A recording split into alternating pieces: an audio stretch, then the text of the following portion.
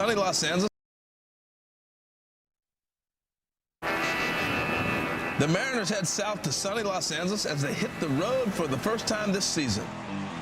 It's the home opener for Mike Trout and the Angels. Mike Trout turns back the clock again. But Dan Wilson's crew looks to throw their own dance party as Seattle hopes the sunshine can wake up their bats. You can't forget about it. Hit hard. Fair ball. Cal Raleigh walks it off. The Cali kid, Brian Wu, who struck out 9 during the first start in 2026, takes the ball for Seattle. Strike 3 call. 96-mile-an-hour pace from Brian Wu. Oh, and he got him. Surfs up for the start of the road trip next on Mariners TV.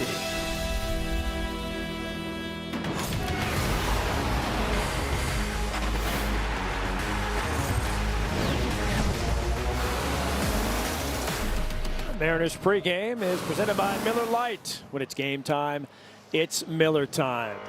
Here we are at Angels Stadium for the Angels home opener. Both teams coming in at 3 and 4. A beautiful day for a home opener. A packed house here in Anaheim. They'll be able to see their team for the first time and also able to see this man, J.P. Crawford, a SoCal kid himself. He'll make his 2026 debut, activated off the IL. He is ready to go. So are we. It's Brad Adam and Angie Mentink up here in the booth. Boy, good to see JP back, of course. He brings Ange so much on the field and in the clubhouse. And he's hysterical. He runs out on the field, and of course he's a Southern California kid. He screams God's country right here. And I'm like, Anaheim? Okay. But Dan Wilson said, you know, it's the fact that he is able to post every single day. You know about the leadership, but he brings, so much more than that. He's so good for the younger players, show them, what, you need to do every single day to go about your business, to be great at this game. He shows that. And apparently he didn't need a whole lot of time to get ready. One rehab game and boom, he's back here. Shoulder's it's always been about getting the shoulder back up. And as soon as they could build that up, he'd be here, and that's why he is. Our Swindon Mission Casino and Lodge lineup. He is in there up against a lefty. Rev Snyder leading off. J.P. Crawford right there hitting 7th. Robles 8 and Cole Young 9. So really good to see J.P. back there. And really good to see that bottom of the lineup where he's going to fit in there tonight, really producing, because as we know, the 2, 3, 4 hitters have not hit yet. Keyword. Yet. You take a look at the production, 2, 3, 4 versus 6, 7, 8, and it's decidedly to the bottom of the order. Yeah, and you look at the slug. I mean, slugging under 100, the 6, 7, 8 doing damage. They've got 6 home runs, and again, those core guys, Cal Raleigh, Julio Rodriguez, Josh Naylor, they haven't really gotten it going yet. I talked to Seitzer, you and I both did, Bobby Magianis, and it's some timing issues, and I think this is the perfect place for them to get going because they have hit really, really well here, and particularly, leaving the yard. Yeah, keep the bottom half producing, get the middle guys start producing, and this lineup is going to be serious, do some damage, which will be fun. The starting staff, we know, has been really good through the first 7 games, and no surprise there. EQC pitching matchups, Brian Wu against elected Reed Detmers. Detmers, 61 games. That's a lot of starts. Wow, he was in the pen last year. Back in the rotation. You see Wu's numbers there, an all-star last year. His last turn against the Angels struck out a career high 13, but his first start against Cleveland leaves with a no decision and leaves him a little frustrated after the game. It's going to be hard. I mean, even though a lot of things took place, I still feel like this game was on me. I feel like if I do my job and, limit the damage, even if I just give up 1 in that inning, you still get out of it with a lead. But when a team is, when you got them down like that, you got to keep them down. You give them any, especially just a scrappy team like that, you give them any breath of life, then, they'll take it and run with it. So I got to do a better job of, keeping teams down while they're down.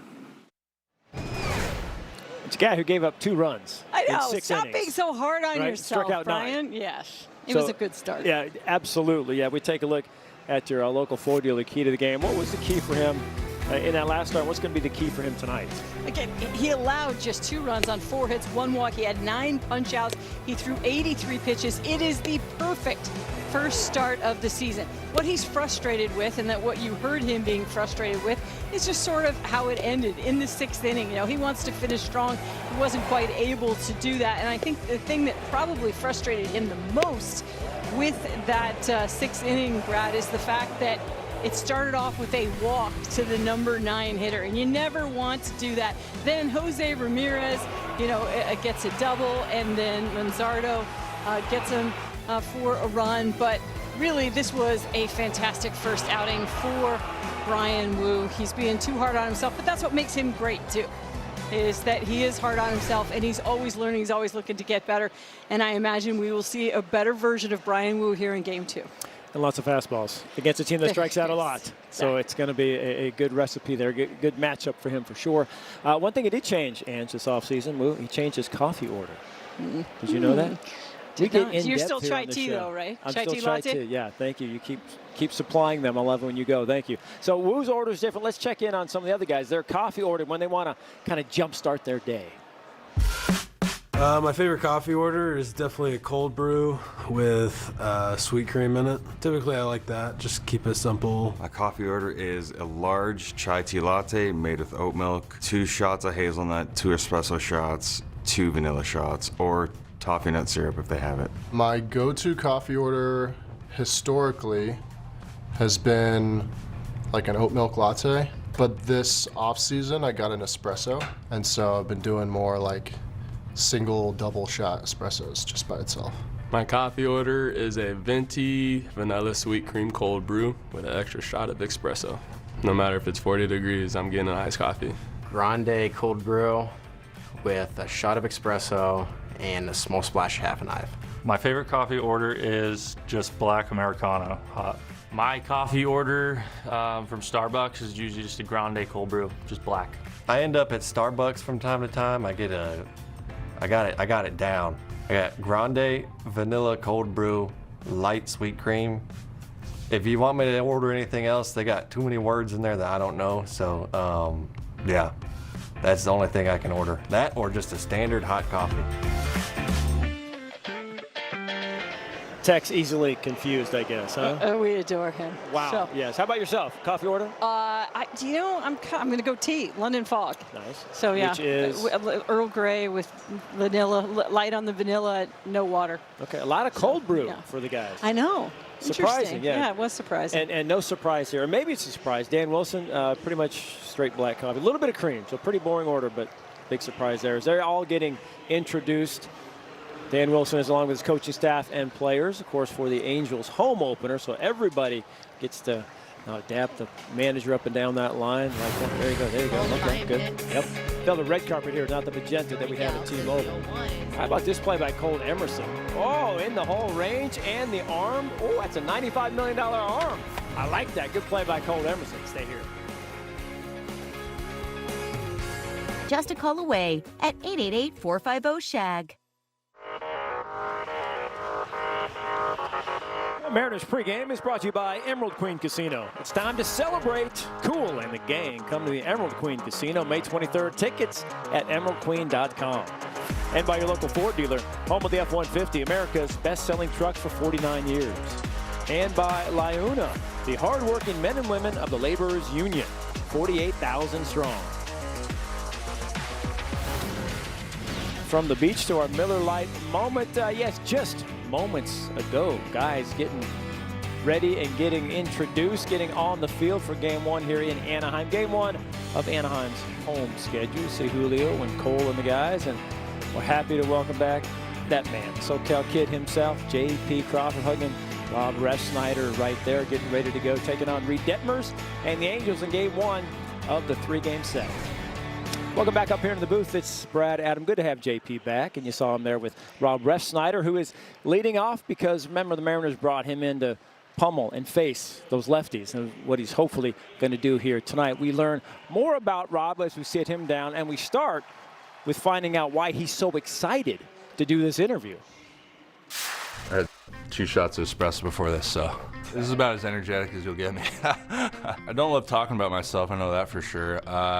Last couple years I've played predominantly against left-handed pitchers. For me, it's just kind of come in and have a stable, reliable at bat. Nothing too flashy. Try to prepare the right way and get after it when I'm on the field.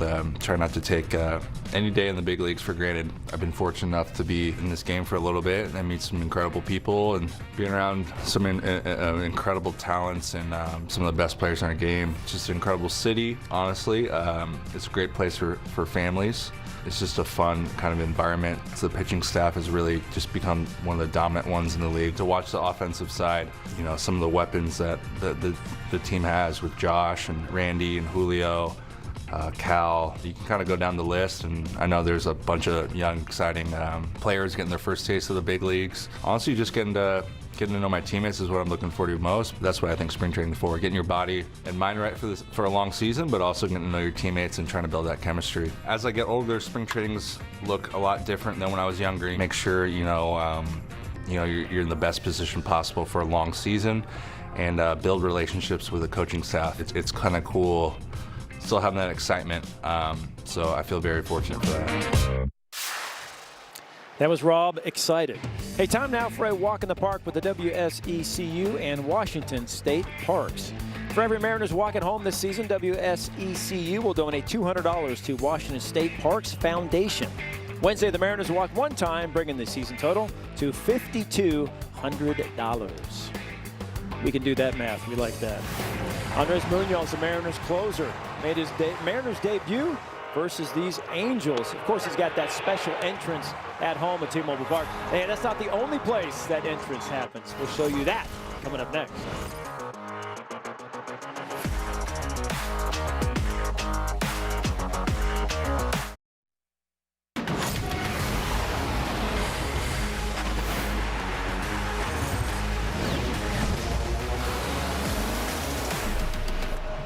Mariners pregame is brought to you by Miller Lite. When it's game time, it's Miller time. And that was our beach time earlier today. Looking forward to more of that this weekend. Nice and hot here in Southern California, but there's certain places even hotter for the relievers for the Mariners. And like one place that we're going to show you right now.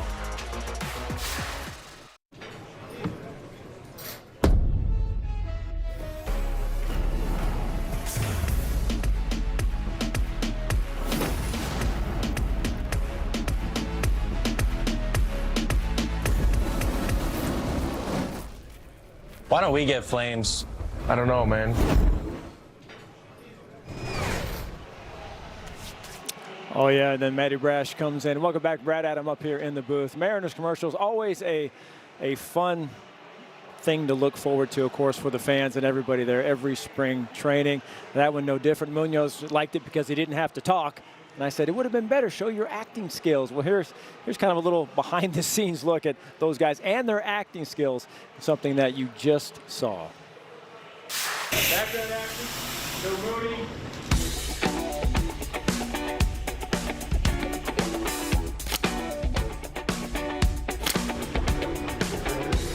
Mooney, how does this look? Really cool. Cool? Excited? Yes. A little nervous, but the good thing is I don't have to say anything. So every day during your having lunch, but every time a reliever comes in, we kill the lights. It's like the entrance at T-Mobile Park. So flames, lights go out, all that fun stuff. Ready? Born ready. Pretty good. How are you feeling now? A little bit more nervous. A little bit more nervous. Yes, I think I don't think it's going to be that hard about it. More nervous for this or closing the game? For this. For this? Yes. Closing the game is just like I get nervous when I am on the bullpen. Yeah. And then as soon as I cross the line, it's like nothing. Go fire effects. Everyone looks up. Munoz go. Everyone's watching Mooney come in. Why don't we get Flames? I don't know, man. Go Josh.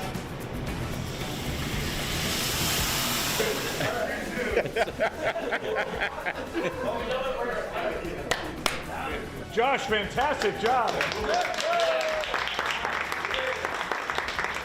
Wiggle. Action in the background, quiet on set. Go John. Go house light. Man, those Flames are cool. Waggle. All right, flashlights on. House lights on. Light's still on. Oh. Ready.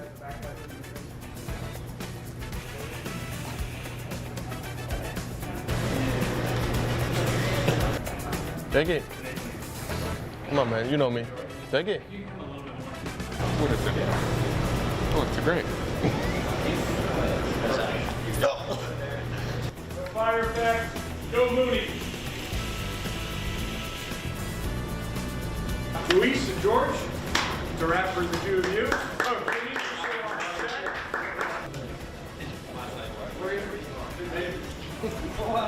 check? Well, I have a question. What happened? If they say you're doing good, why we do it again? I don't know. There's a lot of moving parts here.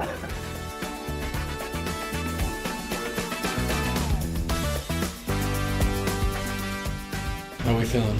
Excited? For sure, yeah. About just as nervous as I am going into a game. Hello. Good to go. Lights. Lights. I have a question. When is this going to be ready? I'm excited to watch it. Next couple weeks. It's my first commercial ever. Yeah. Me too. Let's go. Do you guys wish you had lines? No, absolutely. We'd be here all perfectly happy with this. Good to go. Lights. Lights. Nice job, everybody.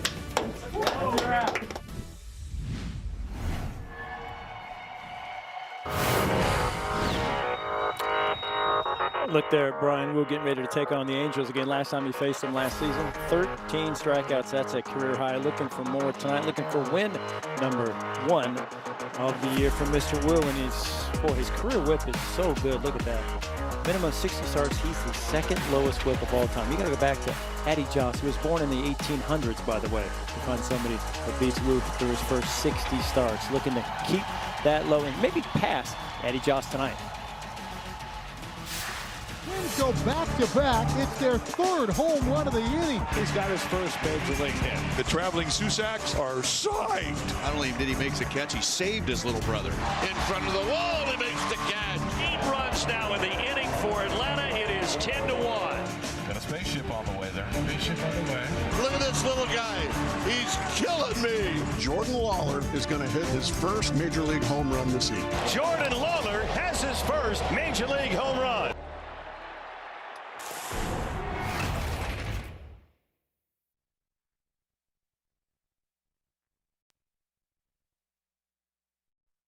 Randy Johnson would really put fear in the hearts of the hitter. What a performance by the big unit. Randy Johnson with the first Mariner no-hitter in history.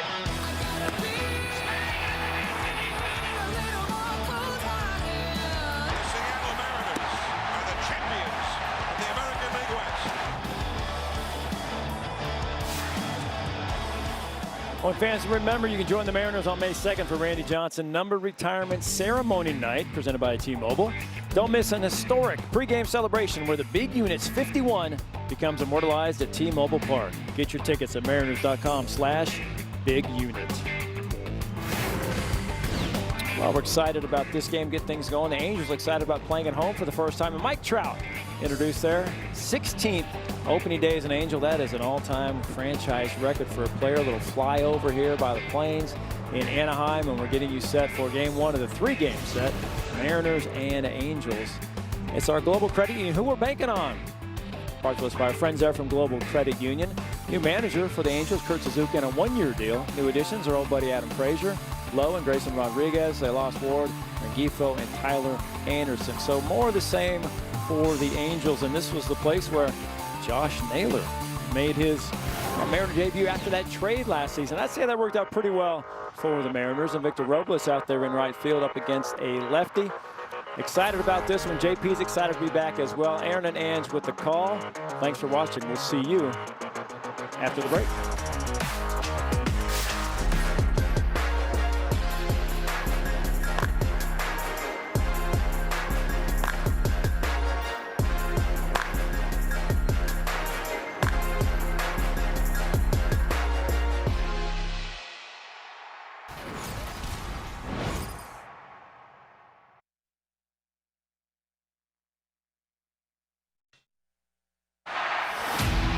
Major League Baseball welcomes you to the following presentation of the Seattle Mariners.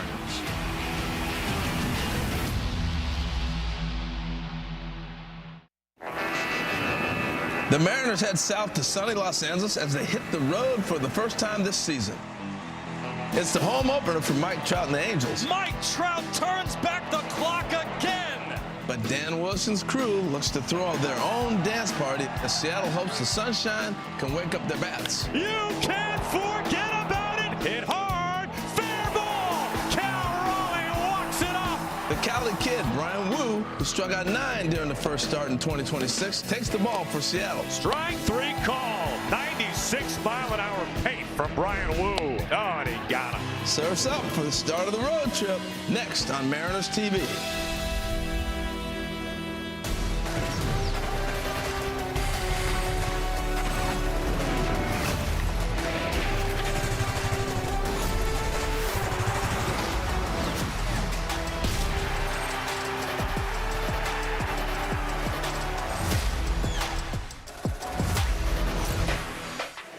The opening homestand in the books for the Mariners after a day off yesterday. The Mariners make their way on the road for the first time this year. It's the home opener for the Angels. Both teams off to a 3-4 start as they get set for play here tonight at the Big A. Glad to have you with us as always for Mariners Baseball. Aaron Goldsmith alongside Angie Mentink. And Angie, the Mariners split that 4-game series against the Guardians. They dropped 2 out of 3 to the Yankees. And the takeaway, it seems like from the first 7 games, there are definitely some positives for the Mariners. And like a lot of teams, they're still trying to figure a couple things out. Well, so often you want to be able to pick up where you left off last season, especially if you're the Mariners and it was Game 7 of the ALCS. It never works out that way. And right now, I think it's that middle part of the order we're all waiting to see sort of just really get up to speed. This is a good place for it. Your 2 and 3 hitters in this lineup have feasted here at Angel Stadium.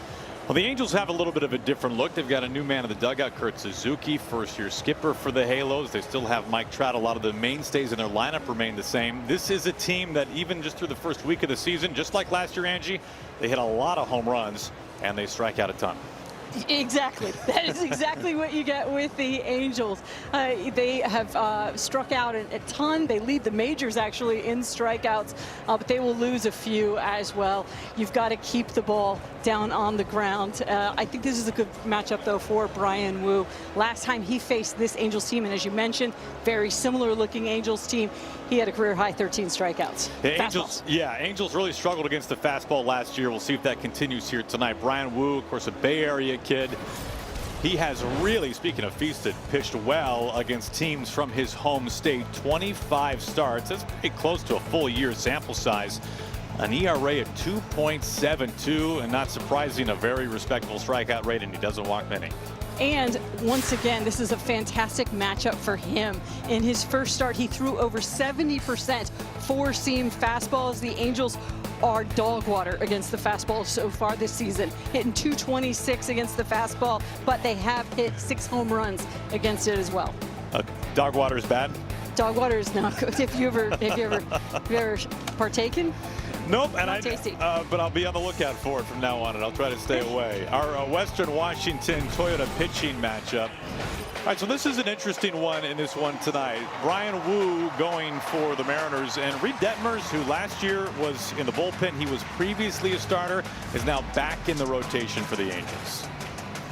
Yeah, 61 appearances out of the bullpen. They like him, though, out of the starting rotation. He certainly has a starter's repertoire, if you will, and we'll get into it a lot this evening. So Detmers with that big fastball and a good slider will be facing off against the Mariners starting lineup that leads off with Rob Refsnyder. He was one of the key additions for the Mariners this offseason and just really hasn't had many chances to get in the batter's box so far this year. Mariners haven't seen a whole lot of lefty starters, as can be the case from time to time. Welcome back, J.P. Crawford. He's making his season debut. Ryan Bliss optioned to AAA as the counter move for the Mariners, but J.P. Crawford, the longest tenured Mariner, makes his season debut today. He was banged up in spring training. Really didn't see him much at all in spring training because of a shoulder issue. And that was what they were trying to do. He only needed really one game down in Tacoma where he felt he was ready to go. That's why he's back up here. The whole reason what they wanted and what they were trying to do with him is just build that arm back up. And and that arm is where he needs it to be, and that's why he is here. I don't know if there are many pitchers in baseball, starting pitchers that is, that are maybe more of a wild card than Reed Detmers. Just pretty electric stuff, real swing and miss stuff with the breaking ball in particular. He's never been a great strike thrower. Last year, in a lot of ways, one of his best seasons pitching exclusively in relief, but they're trying him again this year in the rotation. Yeah, exactly. You talked about the four-seamer. He's got a slider, a curve, and a sinker as well. That four-seam fastball, though, I mean, he can run it up there, averaging right around 96 miles per hour with that pitch. Yeah, I'd be curious to see kind of how his velocity is tonight as he's back as a starter and no longer pitching in short stints. Refsnyder takes the first pitch, 95-mile-an-hour fastball outside, and we are underway. Capacity crowd expected tonight inside Angel Stadium. It's a gorgeous night for baseball, as it always is here in Southern California. 77 degrees at first pitch. Refsnyder lifts this a mile high into short right field. Windy night, by the way. That might be a factor a little bit later on. I know, Angie, you were enjoying the wind as we were doing our prep work earlier today. Papers everywhere. I was talking with Perry Hill about it, though, and he said, listen, it was 13 miles per hour earlier. I mean, it was real. But supposed to die down at game time down to about 6 miles per hour, but it's doing all kinds of funky things. You see those flags and it looks like it's blowing in, but then you're standing down there on the field and it's coming at you from the left, so it's doing a lot of funky things down there. Here is Cal Raleigh batting second as usual for the Mariners tonight. One away.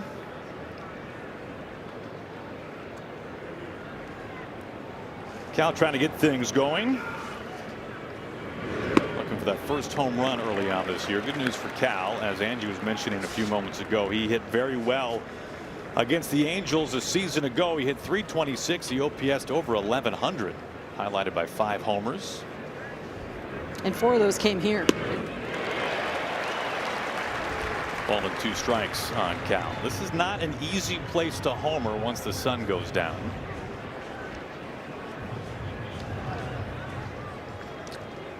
But if there's one guy who could hit it out with the lights taking full effect, it would be Cal Raleigh.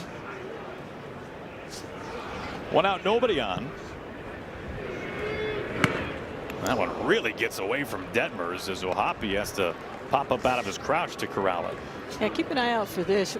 I was watching Mariners BP, Angels BP as well, and the one place the ball seemed to really be carrying tonight was right center field. That doesn't help Cal as much from the right side tonight. Fouls back that fastball to 96. But his cuts from the left side in BP, rockets.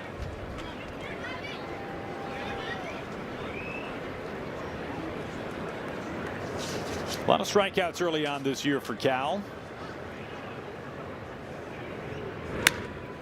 This is a broken bat pop-up, and Neto is there. 2 up and 2 down, a couple of pop-outs for the Mariners. Well, the Mariners are certainly hoping that at some point on this road trip, the big bats in the order, Cal, Julio, Naylor. Randy's had a nice start to the year, but those 3 in particular start to maybe not get into midseason form, but start to break out of it a little bit more. And they're down there working on things right now. I was talking to Seitzer. I was talking to Bobby Magianis as well before tonight's game. They're trying to simplify things just a little bit. It's really about timing, and everybody wants to kind of point to the WBC and saying, hey, listen, you know, these guys didn't get as many at-bats as they needed. I would say it's not so much the at-bats, Aaron. It's the grind. It's the 4 hours of BP you get in spring training that they missed out on. A lot of key players gone. Mariners had more players from their organization in the WBC than any other team. Julio, electric numbers in this ballpark a season ago, and for his career, for that matter. That's called a strike. So good velocity right away from Detmers here in the first inning.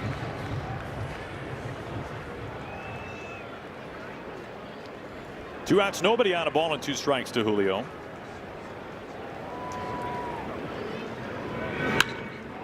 He sends this in the air out to left field. Josh Lowe, the former Ray. New Angel is there, and the side is retired in order. We go to the bottom of the first inning. Brian Wu getting set to pitch tonight for the Mariners. The box. Pretty familiar looking lineup for the Angels here tonight. They've got some power in the top 3 spots. Neto, Trout, and Shonowell all with multiple home runs already this year. The Angels are leading baseball in home runs. They're also leading the big leagues in walk rate. And speaking of walks, a big reason why is because of Mike Trout. He has walked a ton to begin this season, leading the majors in base on balls. And it's just a weekend of things, but nonetheless, a good sign for Mike Trout, the 3-time MVP. They'll be facing a lot of fastballs tonight. Brian Wu is on the mound, his second start of the season, coming off a strong performance on the homestand against Cleveland.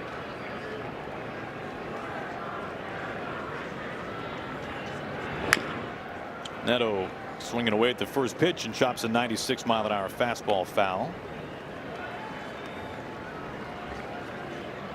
Neto also walking a lot early on this season. Last year's second consecutive 2020 campaign. So some speed and a little bit of power as well at the top of the order for the Angels.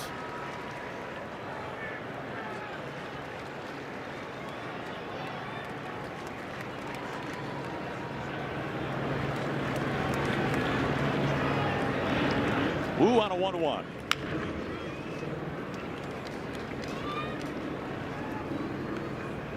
Wu going 6 innings in his season debut. Allowed just the 2 runs against the Guardians.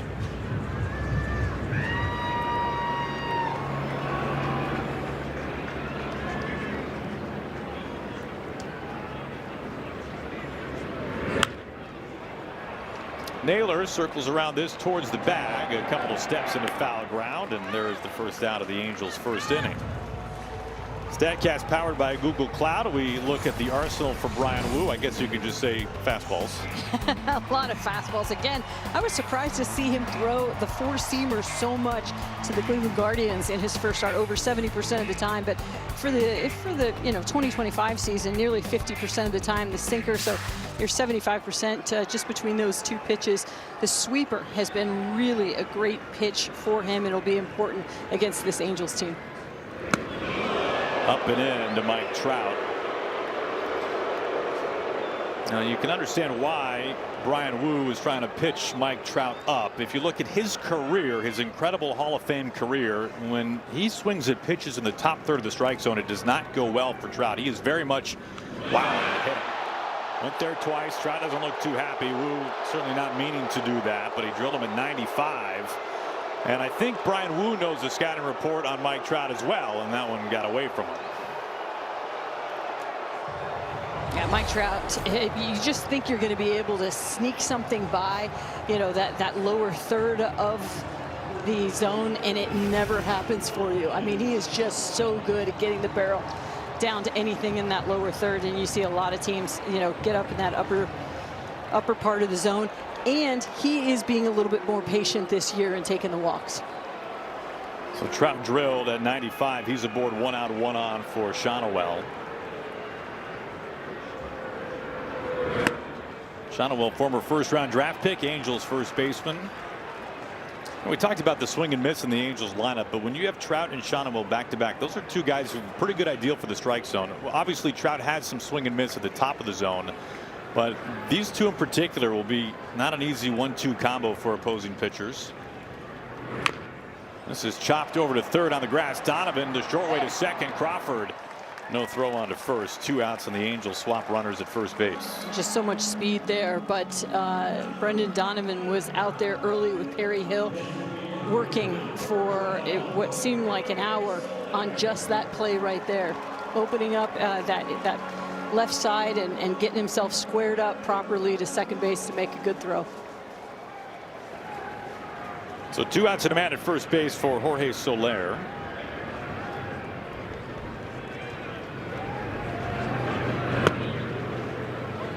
Fastball zips in for strike 1.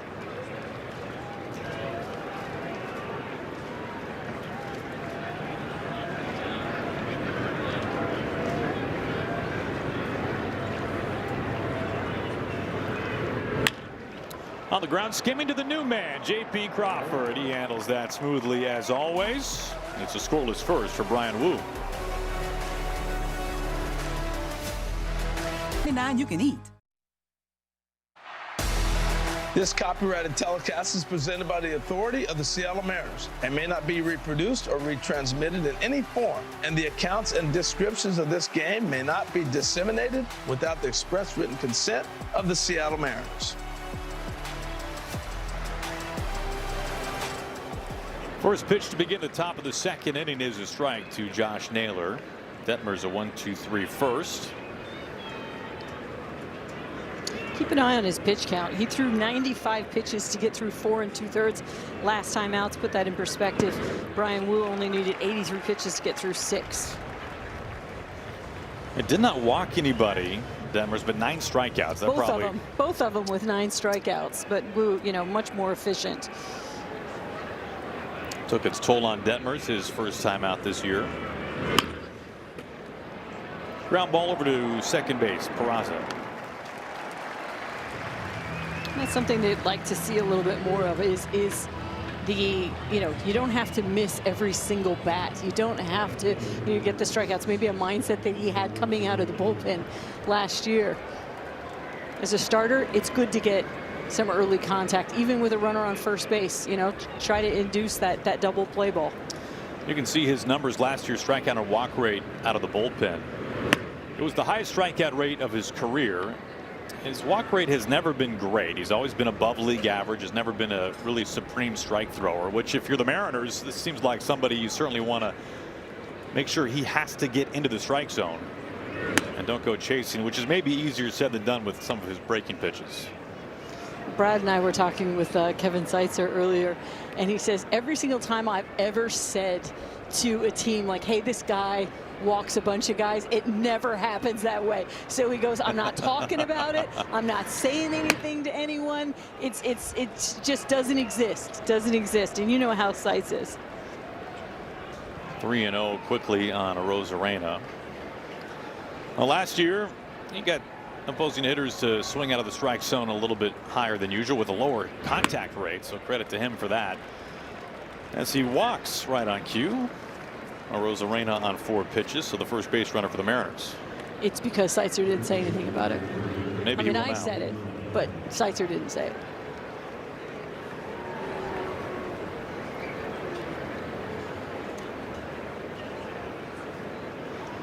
In steps Brendan Donovan, riding a 7-game on-base streak. He's reached every game so far this year.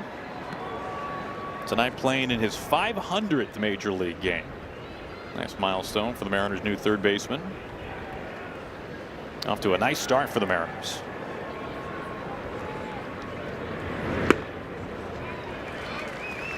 One ball and 1 strike. Second best on base percentage in the first 7 games with the Mariners since some guy named Griffey. Not bad company. And he's done a lot of his damage hitting in the leadoff spot. So far this season, the Mariners hitting .438 in that leadoff spot, best in the majors.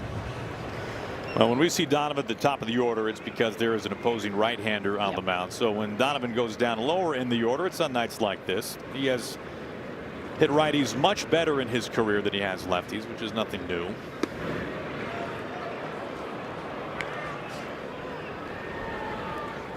Mariners are hoping they've got a nice leadoff tandem this year with Refsnyder against southpaws and Donovan against righties.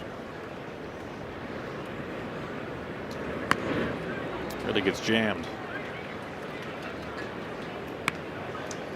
But I would say, so far, and I know this is very early in the season, not as good as advertised, but better than advertised. And you sort of knew his ability to get on base, but it's all the little things that he's been able to do already. Takes in. Well, since he debuted, he has had one of the highest contact rates in baseball, one of the lowest strikeout rates in baseball, and that was true last year as well. JP waiting on deck. Back-to-back 3-ball counts for Detmers, right as we were talking about maybe getting wild a little bit. This is cracked into shallow center field. Trout back in center field this year. He has to play the breeze a little bit. 2 down.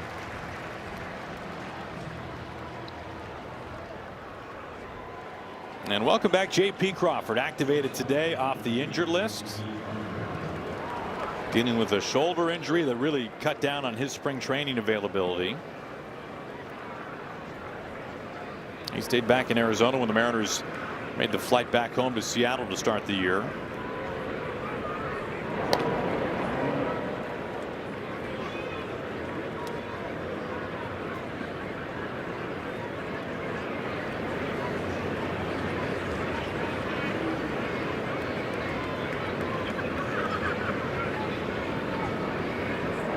Second straight move to keep an eye on a Rosarena over there.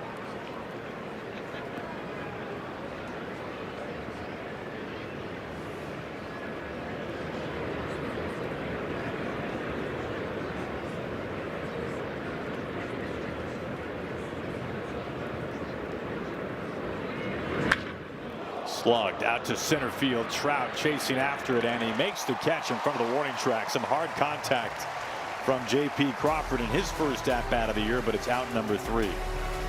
Our Steel scoreboard, 0-0 going to the bottom of the second.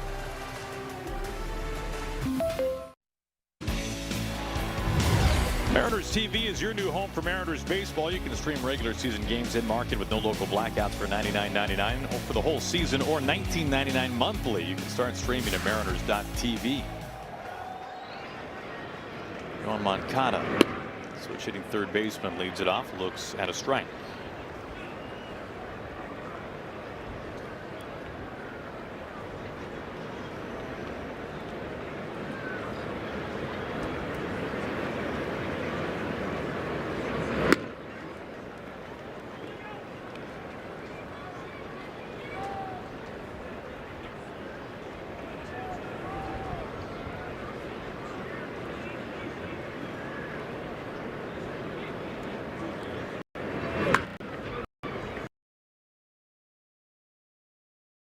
She was saying some kind of reference about the Angels last year against the fastball. I don't quite remember it, but I can tell you this. Last year, they're 27th in average against the heater. They have the highest whiff rate, but here's the catch. Even though they didn't hit for an average and they had a lot of swing and miss more than anybody, they slugged against the fastball, middle of the pack, and primarily strike 3 call. There's a heater that was looked at the whole way. Moncada caught looking. The 5th most home runs this season to go on the fastball. So certainly something that a guy who is as fastball heavy as Brian Wu, he could really feast, but he also might have to watch out a little bit. Absolutely, and I'm so glad to see that wind die down. It kind of reminded me of that game against the Cubs at Wrigley. Emerson Hancock had to pitch that game, and balls were flying all over the place because the wind, anything that was just up was just going. And things have seemed to have died down, and I said it before, I really think this is a good matchup for Brian Wu.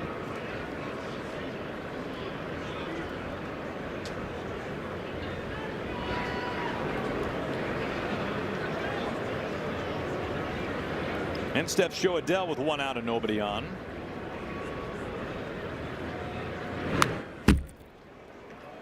Adell, for a long while, the Angels' top prospect. It never really has blossomed like many people thought, but last year, almost 40 home runs for Adell. Yeah, he's the guy you want to show up early to watch take BP. And good numbers in just a handful of at-bats against Wu.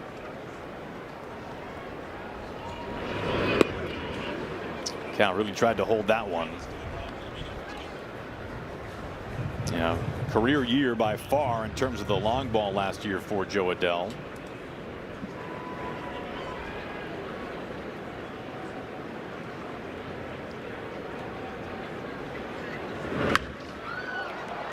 In the air out to Robles, having to cover a little bit of ground near the chalk, and he makes the catch in fair territory. 2 up and 2 down. Sometimes as an outfielder, you want to take your eye off the ball, get a good jump, and then pick the ball back up, not with the wind the way it's blowing tonight. And you saw Robles be very careful right there, was not taking his eyes off that ball as he tracked it down. Very good defensive outfielder. Robles in the lineup tonight with a lefty on the mound. Longtime Tampa Bay Ray Josh Lowe acquired this offseason. Left-hand hitting outfielder takes ball 1.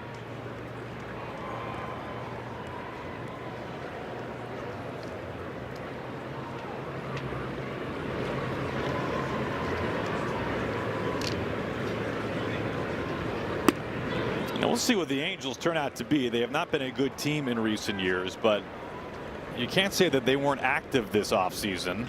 They acquired Lowe. They have a new manager in Kurt Suzuki. They have a handful of new relievers, a number of whom have been high profile at some point in their career. But to your point, Aaron, Suzuki inherits a team that hasn't been to the postseason since 2014. Now, Mike Trout has played in 3 career postseason games. People here know that all too well. I was going to say, just rub it in. Just. Swing and a miss. High heater. Second punch out for Wu, who retires the side in order.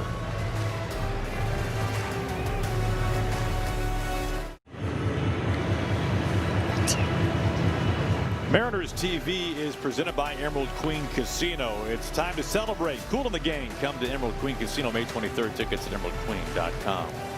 And by PEMCO, the insurance you get. Learn more at PEMCO.com.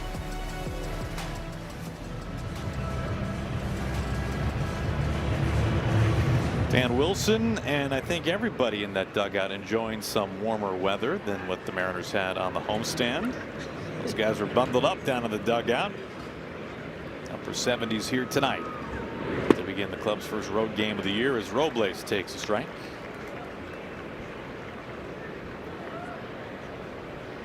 Essentially a lost season last year for Victor, missing almost the entire year because of a shoulder injury. He suffered just games into last season. That spectacular diving catch into the netting in foul territory in right field in San Francisco.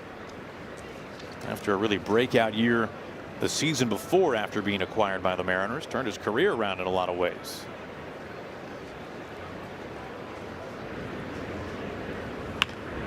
Jams this in the ground over to second base. Peraza. Victor running hard, but is out number 1. And when you ask him, he says, I'd do it again. As far as making that spectacular catch, like, even though you knew the outcome of it, he's like, you just don't think about it. Well, hopefully he won't. I'm sure that's what Dan Wilson is feeling. Now, we've talked about the struggles for some of the big bats in the order to begin this season early on, just 7 games into it. Cole Young, on the other hand, is having a terrific start. A 6-game hitting streak. He's 1 hit away from matching a career best. Made his major league debut last May with the Mariners. Authored a walk-off win in his major league debut.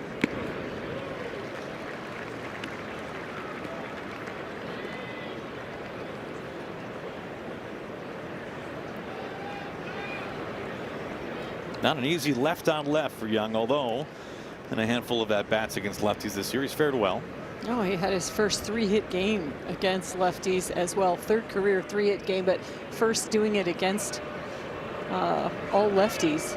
He's been really impressive, but it's his approach that has allowed him to hit these lefties so much better. Staying inside the baseball, staying up the middle, staying into the big part of the field. It was a pitch timer violation on Detmers.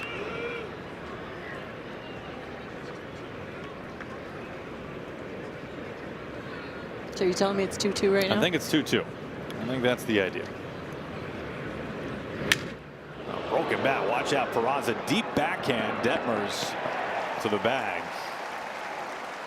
A couple of ground ball outs to begin things here in the 3rd.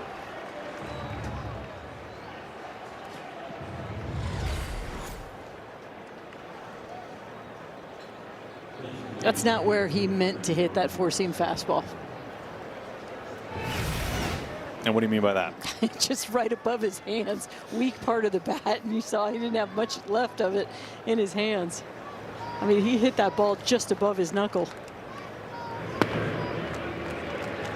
Strike on Refsnyder. Back to the top of the order. Just 1 base runner first time through for the Mariners. That was a Rosarena on a 4-pitch walk.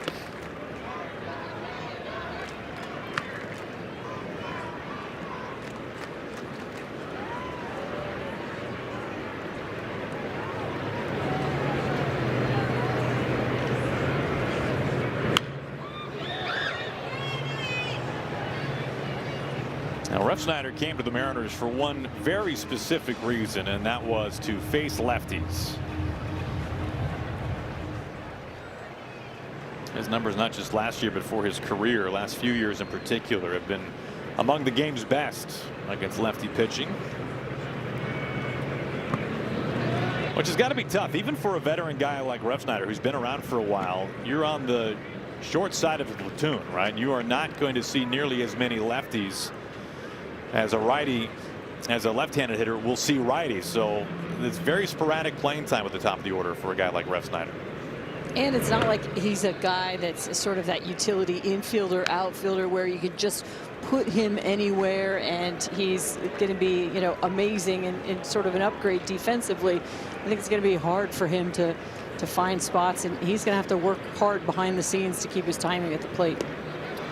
Well, he reaches base. He draws ball 4, second walk from Detmers, and it comes with 2 outs and brings up the teeth of the order now in Cal Raleigh.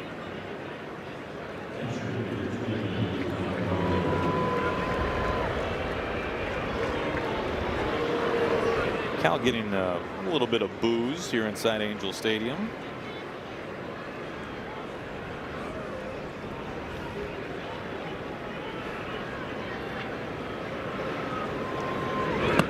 Got Cal's numbers up there, and I just want everybody to stop panicking. If you go back to last year and you look at the first 4 series of 2025, he was hitting 184. He had 14 strikeouts, did have 2 home runs, but stop panicking. He'll be fine.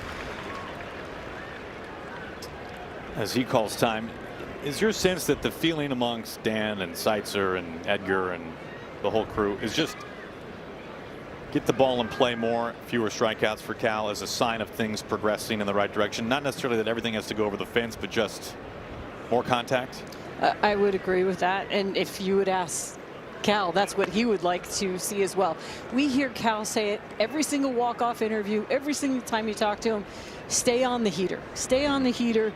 Don't come off the heater. He has not had a whole lot of success against the fastball this season, and that is very much unlike him. And O'Hoppe wants to challenge. He thinks this is a strike. At the bottom of the zone. ABS presented by T-Mobile, and it was a strike at the bottom of the zone. So instead of 3-1, it's 2-2. Are you a fan of the ABS? Yeah. Oh, pause. Oh, there was a huge pause there.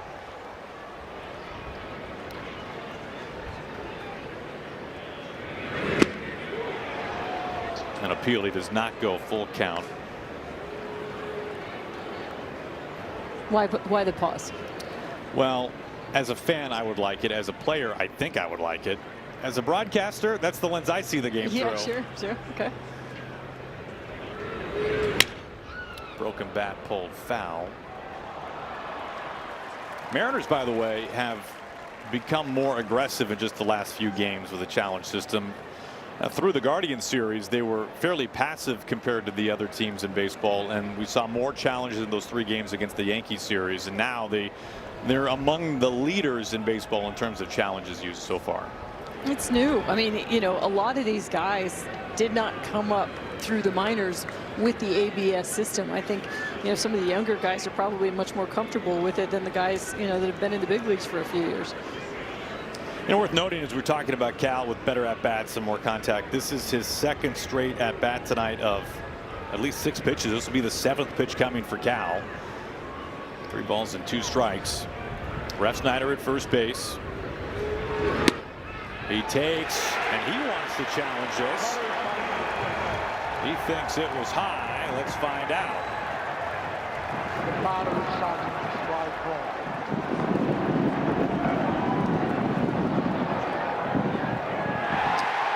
It was very much a strike, so the Mariners are down to 1 challenge left. Moving to the bottom of the 3rd. A strikeout for Cal, a man left.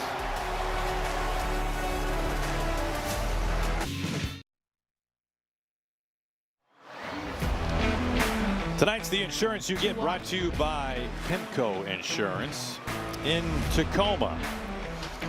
And now, Mariner for a long time. Colt Emerson with a fine defensive play.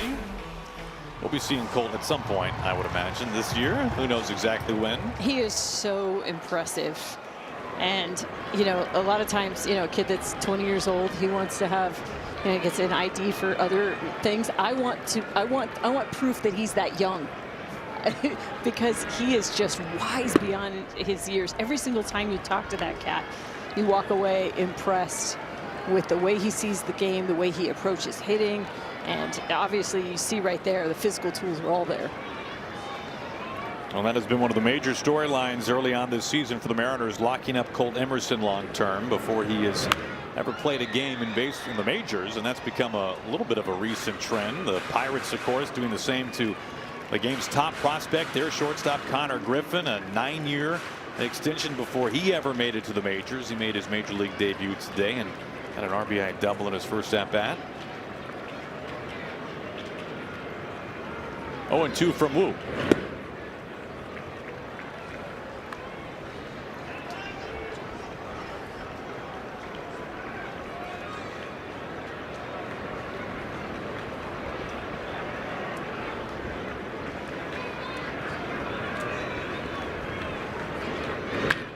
On the ground, JP to a backhand. And a throw on target to first base, so Hoppy is retired. Leadoff man sat down and brings up Peraza. Now going back to that challenge from Cal, talking with Dan today about the Mariners becoming more aggressive using the challenge system. I asked him if the counts that have been stressed the most have been 1-1 and 3-2. We know the importance of flipping a 1-1 count to 2-1 as opposed to going to 1-2. And obviously a 3-2 count is decisive one way or the other. And he said that he leans less towards specific counts like those two and more towards does the pitch decide the at-bat. And so I'm sure that had something to do with Cal challenging on that last pitch, which happened to be a 3-2. And on the hands, nothing in too quickly on Peraza, his first at-bat. But one thing that's been clear through the first week of baseball, pitchers are the worst, hitters are the second worst, and catchers are the best. In terms of overall success rate. And so much of what the catcher's trying to do right there, especially with those shadow pitches, is to bring it over the strike zone. So they know if it started off the strike zone and they were trying to bring it in the strike zone. If they weren't the best, that would be weird.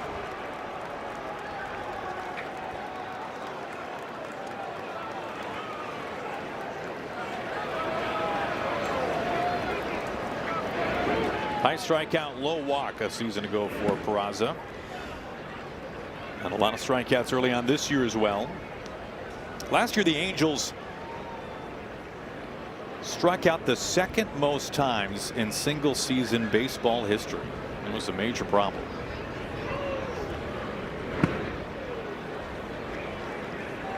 Now, they did hit a lot of home runs. But nonetheless, something that they no doubt want to cut down on. Only the Twins in 2023 ever struck out more in a single year. They really had some bad combinations. 25th in runs scored last year and 28th in team total ERA. That is not a great combo. And Peraza has worked the count full after being down 0-2. Top of the order next in Neto, and then Trout.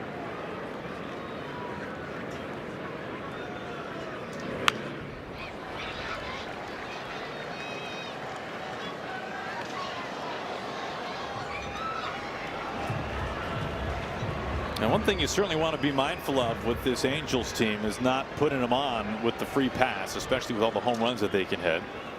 They have walked a lot this year.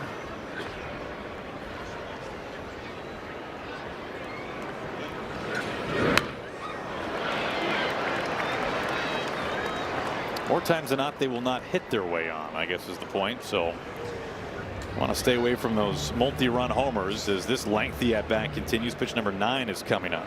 These are so important, you know, 4-seamer, the 2-seamer for Brian Wu, but I'm going to go back to it. That sweeper, we saw him just get O'Hoppe to roll over it to shortstop. That is going to be a huge pitch for Brian tonight. Robles having to cover some ground dives for it and can't get to it. It's a bloop single by Peraza. A 9-pitch at-bat, and he drops a parachute, and hopefully Victor is just stretching out a little bit there. It looks like that's the case.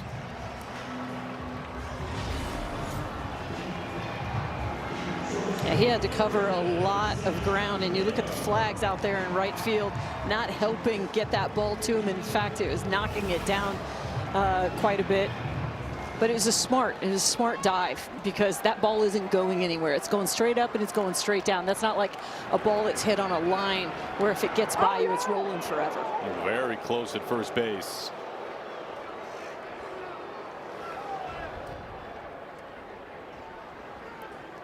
Brian Wu's looking over there to see what Dan Wilson wants to do, and they want a challenge. Brian Wu's so athletic, so quick.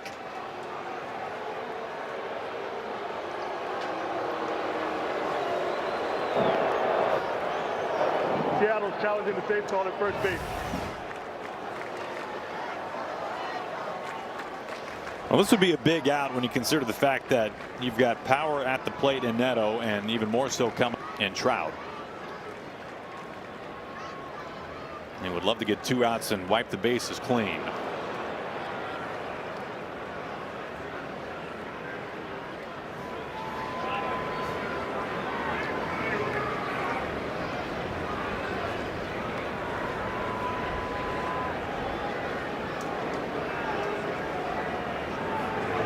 I would say this, the crowd, a sold-out crowd, is pretty quiet here when they see the replay on the video board.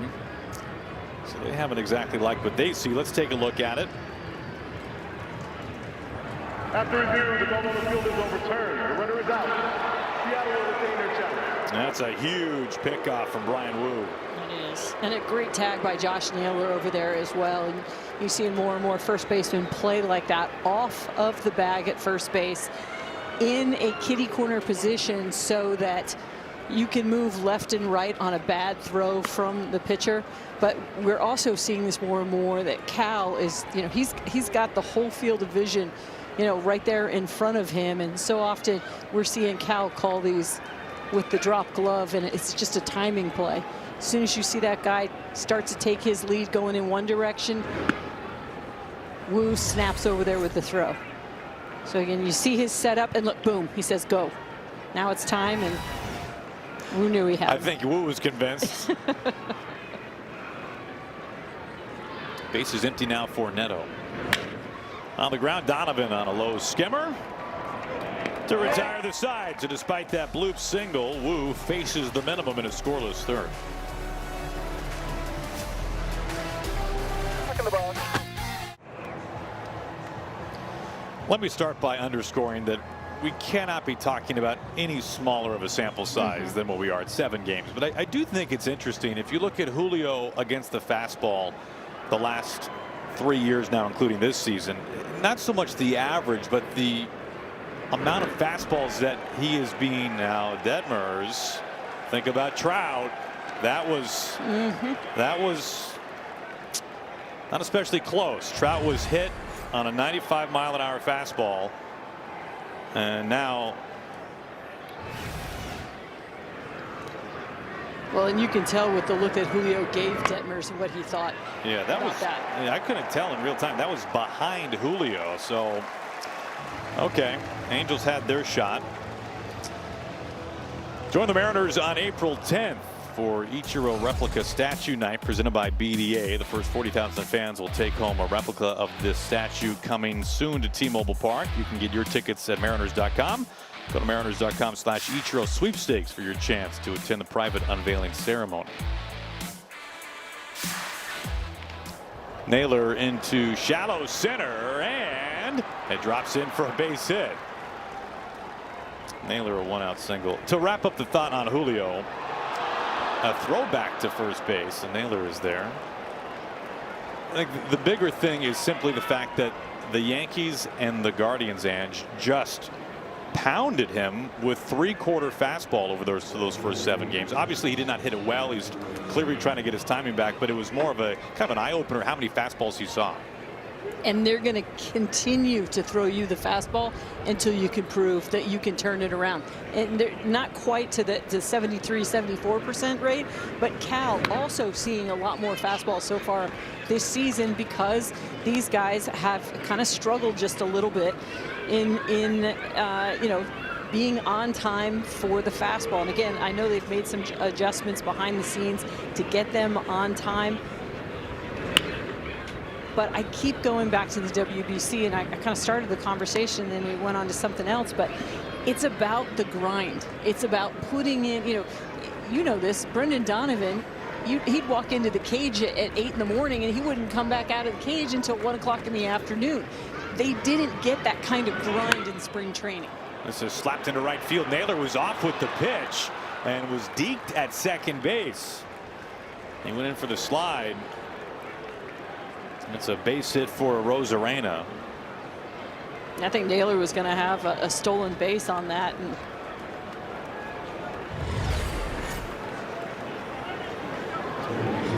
that's Peraza who went over to second base to cover and fooled Naylor. Well, if you're Josh Naylor, you're not really, sneaking a peek is what they say, like on a hit and run. You're looking in to see that ball on the ground. He's trying to steal that base. He's watching Detmers. He's watching the middle infield. He's watching all sorts of things, not necessarily where that ball went. Well, the Mariners have their first 2 hits of the ball game back-to-back, Naylor and Rosarena. First time they've had a man in scoring position. Donovan at the plate.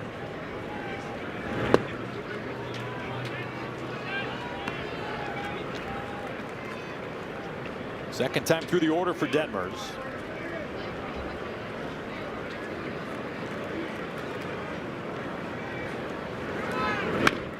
On the ground, Naylor trying to get it in the way as much as he can. He is out at third. He's such a savvy player. I mean, he's just trying to time this the whole entire way.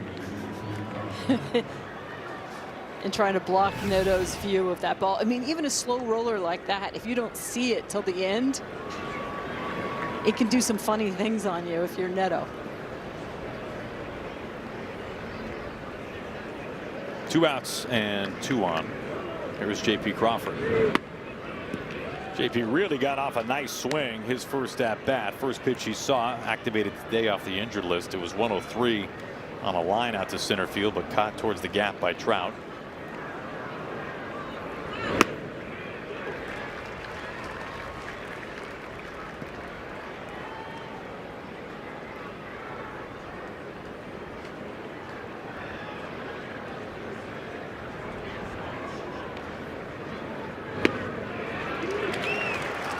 Tell you somebody who will probably be very successful with the new challenge system is J.P. Crawford. Good call. I know he was very excited to have it implemented. He's got such a great strike zone.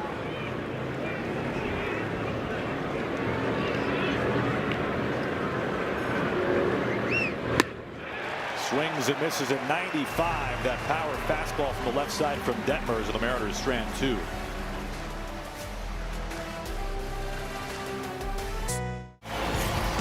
In Brian Woo's young career, all 8 outs that he has gotten off the bat of Mike Trout have been, for the most part, in the upper quadrant of the strike zone.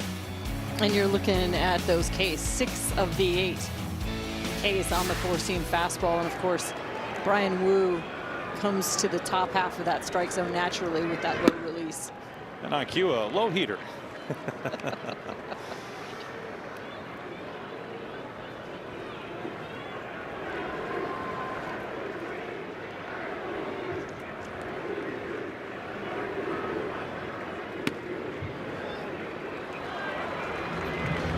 When you think about the great duels over the history of these 2 franchises between Trout and King Felix. Felix struck out Trout more than any batter he had ever faced, and Trout More home runs off of Felix than any pitcher he had faced at the time of Felix's retirement.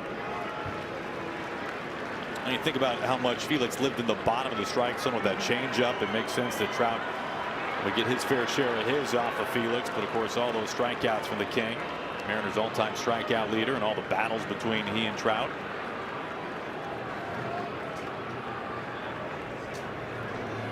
Don't see too many 3-0 counts from Wu. And it's a 4-pitch walk to Trout, who has walked more than anybody this year. To the Ford Sports Desk, what's going on, Brad?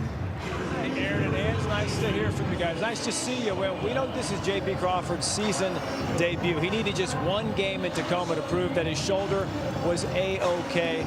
He said it felt good during the game, and more importantly, it felt good the next day. He knew he was ready to go. Also said he was seeing the ball well at the dish. To your point, Aaron, he did have an ABS challenge that he won. He's very excited about that.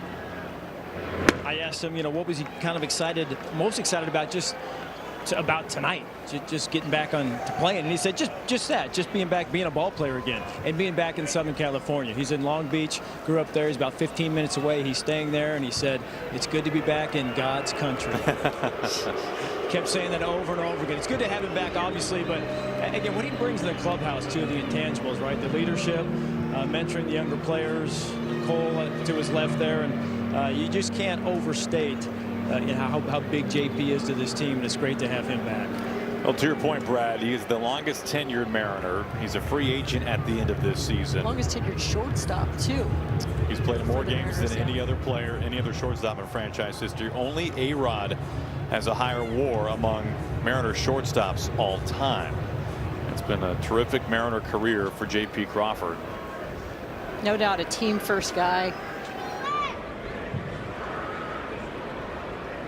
Won the Gold Glove back in 2020. Visit there from Cal after 5 straight pitches that missed from Wu.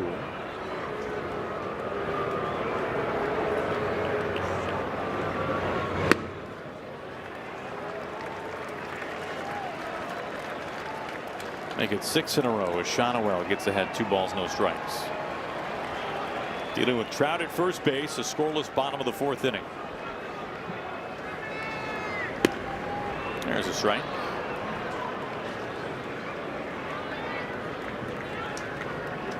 Shonowell off to a nice start this year. Low strikeout, high walk.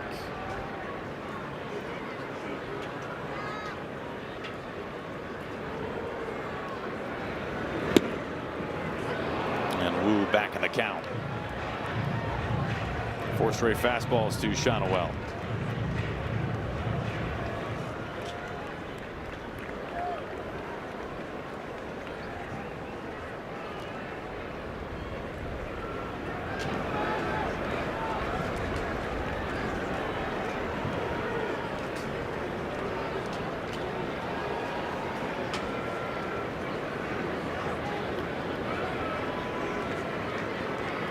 Here comes a 2-2. He got him fishing down low. Really went diving after that pitch from Wu.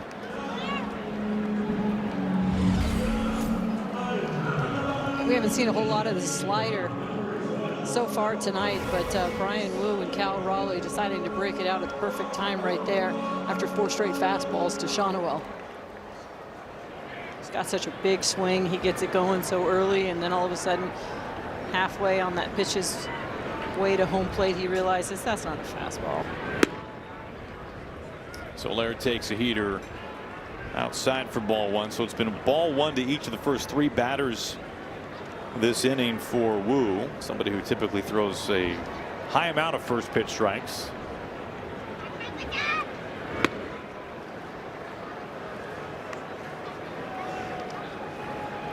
This is a guy you want to let get himself out. Cal, not where he wants to be at the top, the leaderboard in strikeouts. So they're right behind him with 14 coming into today.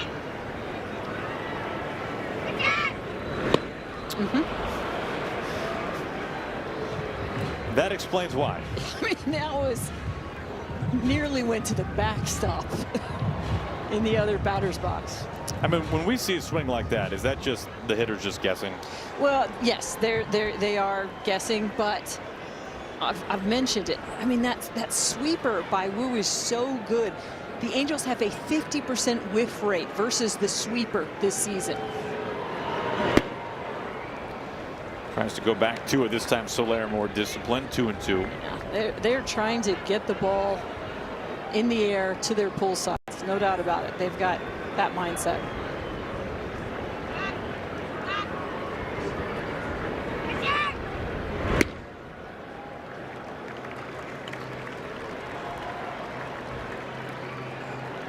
Full count to Soler, who walked track to begin the inning. He's at first.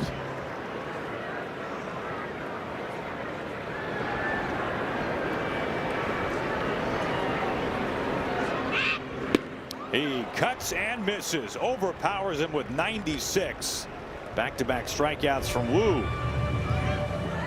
We've seen Wu getting it done a few different ways. We've seen him get the strikeout on the two-seamer to Moncada. He gets another one on the two-seamer here to Soler. But we've seen the four-seamer against Josh Lowe. And again, going back to that slider against Shonowell. So Wu keeping him guessing. Moncada in the air, windy night, kind of no man's land. Rosarena can't get to it in foul ground. Maybe on a different night that ball gets caught. I keep talking about those flags out in left field, and they will make a fair ball go foul. That's how far that ball started off and ended up dropping, those flags.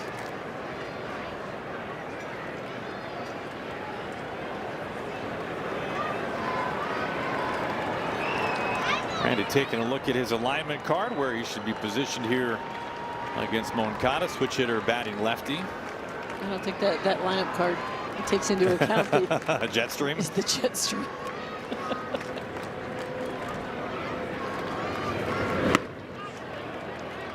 Does not go. I'm excited for ABS to work in the check swings. You know, they've talked about that, and perhaps we'll see it next year. That's one thing that I would like to see implemented. Now, those are some murky waters currently. Yeah. Sure. He went. It can be very, especially with the camera angles, you can't always know definitively. But yeah, that is something that they are experimenting with. Maybe the next frontier. Trout at first with 2 outs. Swing and a miss.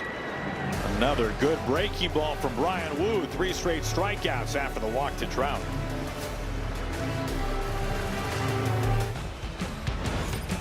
Our Snoqualmie Supermo, both these starting pitchers pitching really well so far. Detmer's just 2 hits over 4 scoreless, a couple of strikeouts along the way. Wu, meanwhile, just 1 hit and 1 walk over 4 scoreless with 5 punch-outs. Robles looks at strike 1. 8-9-1 for the Mariners. If anybody reaches, Cal Raleigh will bat.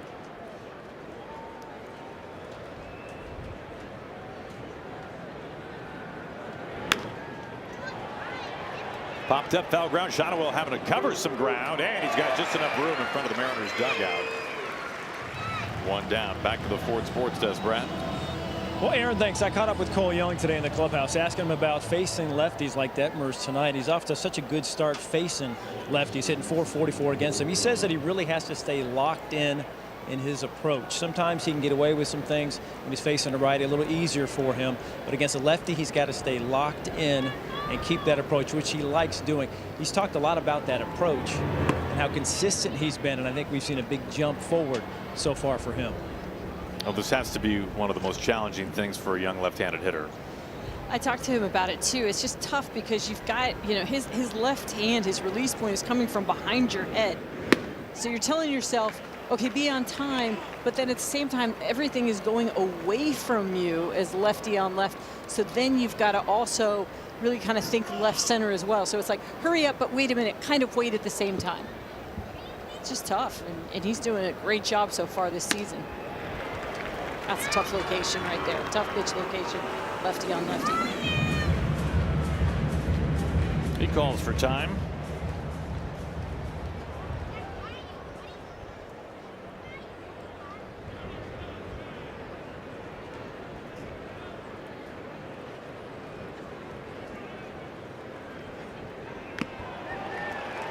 Hoppy can't hold on to it.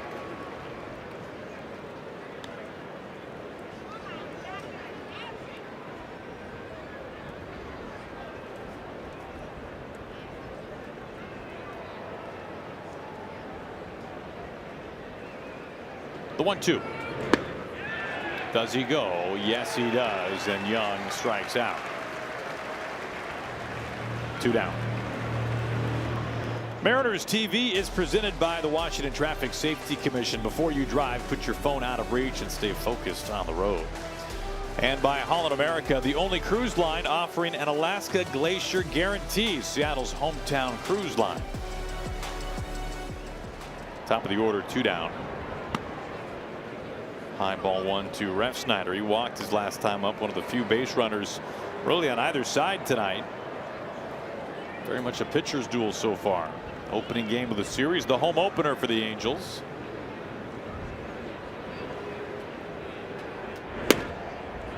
Kind of surprised Wu's velocity down just a tick tonight. I thought down here in California he'd be feeling the good vibes and his miles per hour would be up. Instead, it's Detmers on the other side whose velo is up on everything. Well, he gets ahead of ball and 2 strikes here on Rob Refsnyder.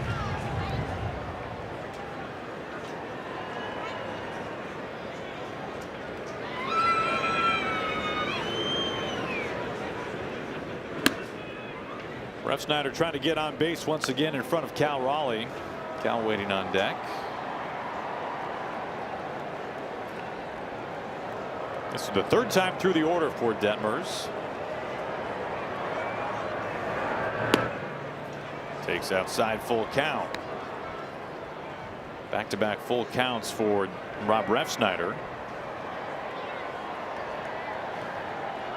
One of 2 walks he took earlier tonight from Detmers. And he walks again. That brings up Cal Raleigh.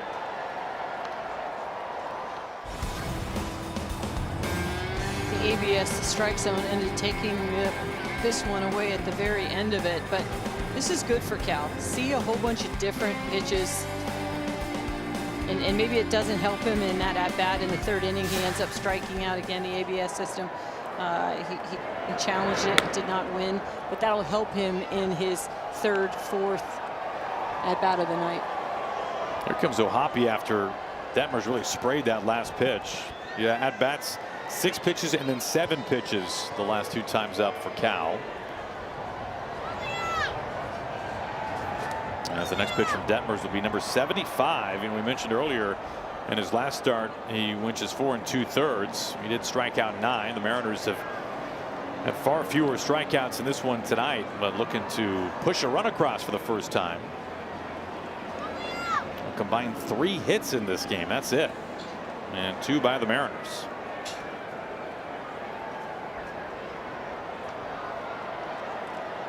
All 3 hits singles.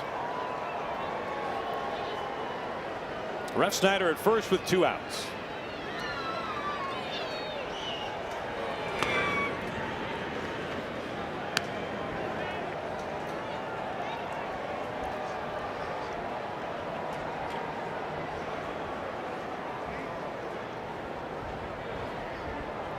The 2-0.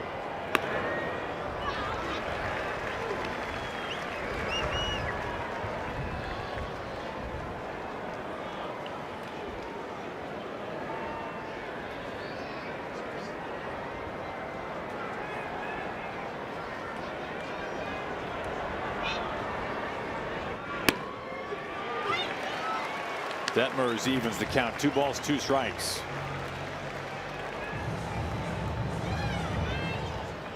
Julio would be next.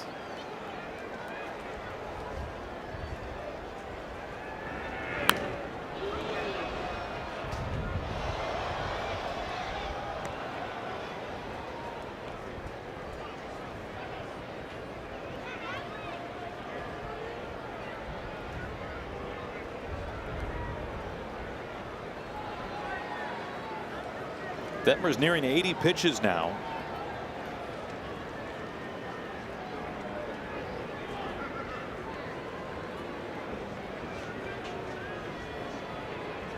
Another 2-2. On a high lift into the wind in left field. Low, drifting towards the line, and he makes the catch in foul ground. Refsnyder stranded.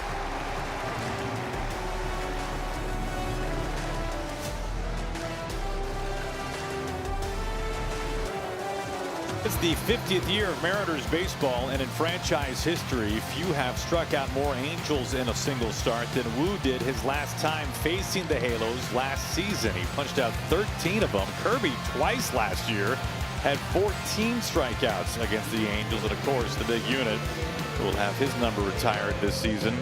Struck out 15 3 times. We can't forget about the Hall of Famer Gaylord Perry back in 1982 with 13 punch-outs. So not sure if 13 is in the cards tonight for Wu, but he did just strike out all 3 outs in the 4th his last time on the mound. He's got 5 in total tonight.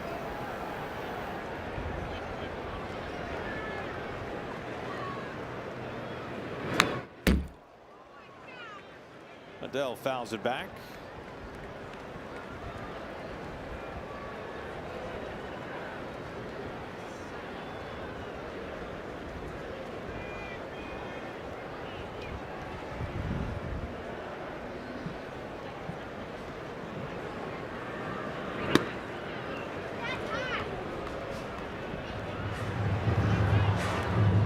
Ooh, the driver's seat, 0-2.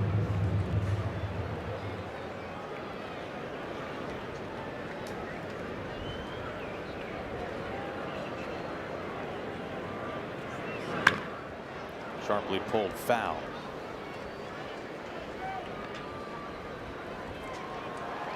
I think Wu's thinking what we're all thinking right there. 0-2 pitch, probably a little bit too good to Joe Adele there.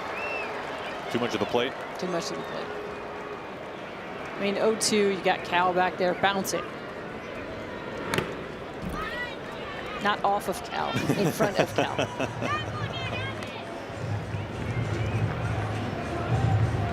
They don't make him tougher than Cal, do they? He's a gamer, there's no doubt about that.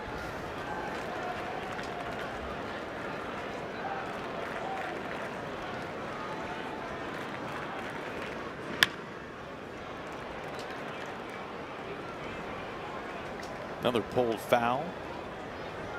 It's been all strikes to Adele.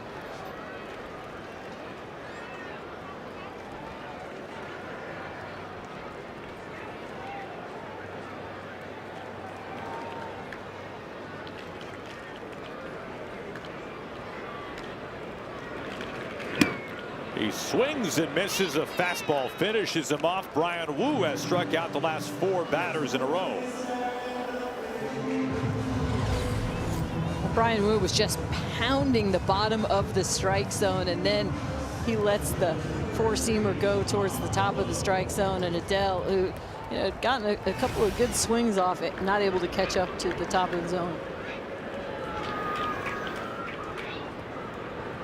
Lefty bat of Josh Lowe. Strike 1. Josh Lowe's a guy that's kind of still working into things just a little bit. He had an oblique strain in spring training, so he wasn't able to do a whole lot, missed a lot of it. And they're trying to be real careful with it. He goes fishing after that breaking ball from Wu, and Brian Wu had 0-2 on Lowe. It's a very right-handed heavy lineup for the Angels. Lowe, one of the few lefties.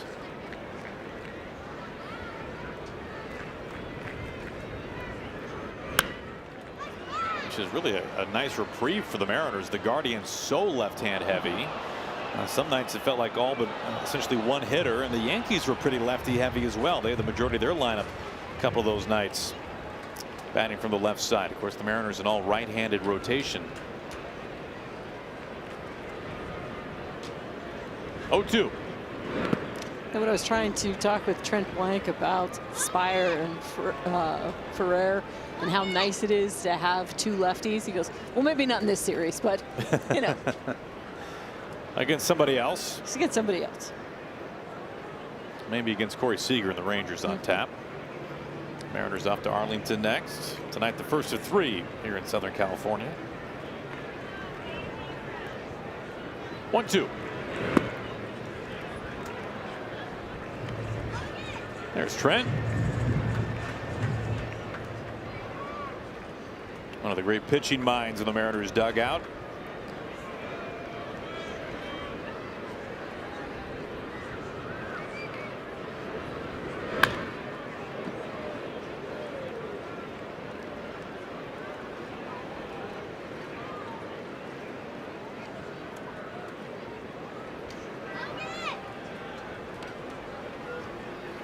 Fairly lengthy at bat here for Lowe. Next pitch will be number 7. A lot of foul balls this inning for the Angels.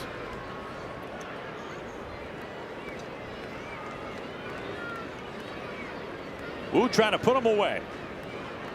Another 2-2. That was close.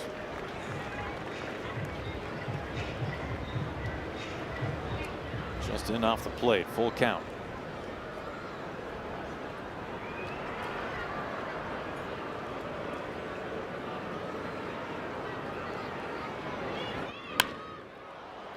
Soft fly ball out to Julio, who's had a pretty quiet night defensively. 2 up, 2 down to the Ford Sports Desk. Brad. Well, Aaron, starting tonight, the Mariners and their fans going to get a steady diet of the AL West. 16 of the Mariners' next 19 games against division foes. And this is something that I actually like because you get to see some movement in the standings. It's never too early to look at standings. Plus, you see all the new players from the teams and all the talent they got in the offseason. So you got to get to see what you're going to be up against for the rest of the season. So, Brad, just to be clear, you're keeping an eye on the standings on April 3rd? Tied for 3rd place, Aaron. 3-4 with the Angels. I'm with Brad on this. You know, you get 16 of the next 19 against the division, and you can't diminish these early season series. You think about the Angels. 2024, Mariners were 5-8 against them. Last year, the Mariners were 9-4 against the Angels. So you could say how they did against this team, a team at the bottom of the division that they should beat, they took care of, is the reason why the Mariners won the division. You two are very excited about April standings. I'm with Brad. Brad and I are together on this. I will plant my flag on don't look at standings in April, but I do acknowledge that every game counts the same. Yep. 2-1. Mariners are really good against the Angels Brad, last year. I'm going to ask Brad in a few days where the Mariners are in the standings. I'll know, too. Yeah, pop quiz on the bus ride to Arlington. Hopefully 500 after tonight. We've got a challenge. Oh, hot mic. So Cal is challenging this. And it just barely misses. The Mariners are now out of challenges for the rest of the game.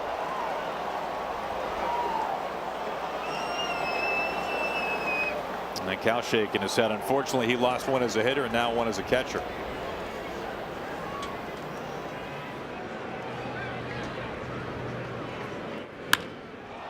Back to Julio. Not having to move much. Straight away center field to retire the side. Julio making an Angel fan happy out there. Chucks it into the crowd. Side sat down. 1-2-3.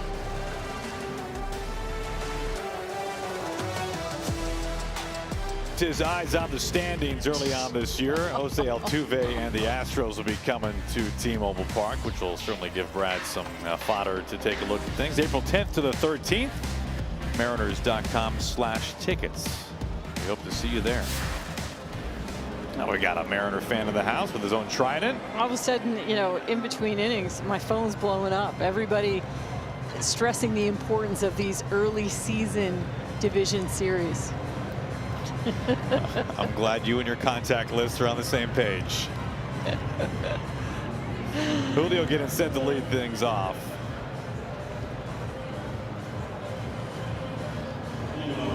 Julio 0 for 2, a fly out and a ground out. 3rd time through the order for Detmers.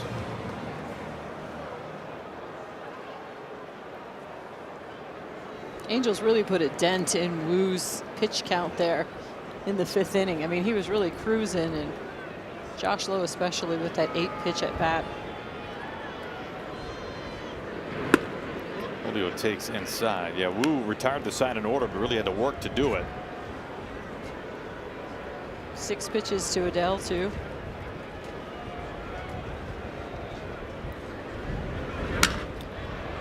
This is pulled foul.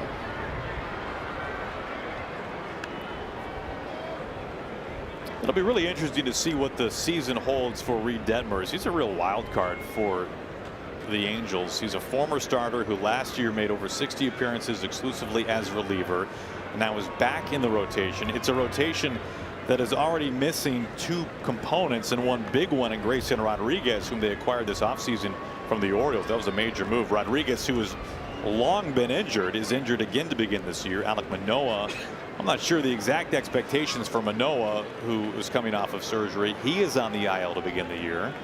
But Detmers, we've seen at his peak, he can pitch at an all-star level and has some real power stuff from the left side. He already has a no-hitter under his belt. He threw a no-hitter in his 11th major league start, and 6 starts later he was optioned to AAA. Do you know what else he did that year? He threw an immaculate inning. Okay. Only one of 3 guys to throw a no-hitter and an immaculate inning in the same season, and he was the only rookie to ever do it. I knew you were going to be on that. Well, I also know that I have more of an affinity for these things than other people. Which I don't know why. Still trying to find our love language, and I think I found it, Aaron. This is fouled away. My immaculate inning is your April standings.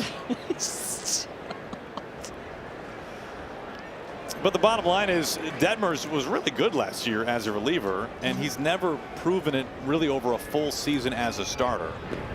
As he gets a swing and a miss on Julio. No, Hoppy will complete the strikeout. But I mean, you can tell tonight alone, the stuff can really be wipeout kind of stuff, especially from the left side. Oh, he's made it hard. I mean, Josh Naylor absolutely ripped that 1 ball into center field. All right, it was a parachute right over the infielder's head, but he's made life really tough on the lefties. Josh Naylor with the hit, but the rest of the lefties in the lineup tonight with no success. This is out towards the alleyway, low to the gap, makes the catch. 2 outs. Mariners TV is presented by Jack in the Box. The hot mess is back as a munchie meal for Jack's 75th anniversary. And by Northwest Buick GMC. See your Northwest GMC dealer today.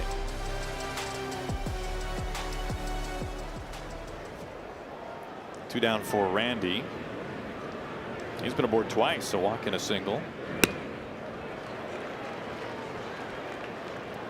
Yeah, Mike Fiers. The list is bizarre, isn't it? It's Mike Fiers, who threw a no-no and an immaculate inning in the same year. And then Sandy Koufax, who's looking at this list going, who are these guys? That's a nice play by Peraza. Yeah, Koufax did it 3 straight years, which maybe shouldn't surprise us. Side sat down in order.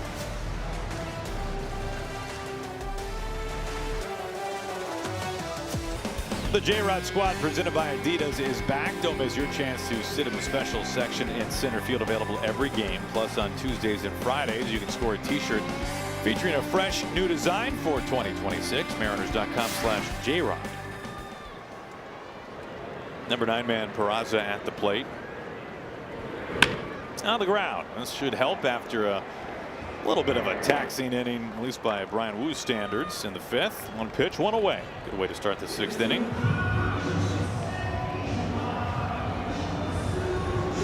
Back to the top of the order for the 3rd time, Neto.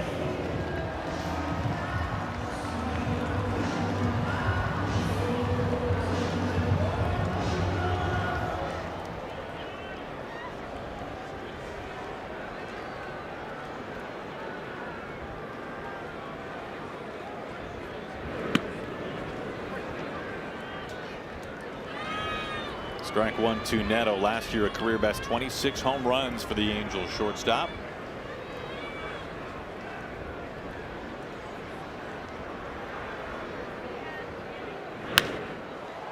Lifts this into shallow right field. Robles comes in about medium depth, waits a bit, and makes the catch back on his heels. It is still really windy here. I can't remember it this windy here almost ever. But what's crazy is you know, you see these flags and they're blowing from right to left when you look out at left field, but then you saw that ball almost go over his head there in right field, the head of Victor Robles as he came in. So it's kind of like, because of the horseshoe of Angel Stadium is closed, it kind of comes in at left, and then you get this sort of like swirl, and then it's shooting out towards right. It's been a little bit for the outfielders to figure out at times tonight. Bullpen is up for the Mariners. Bizzardo and Spire. You've got the lefty bat Shonowell due up next. Trout's been hit by a pitch and has walked.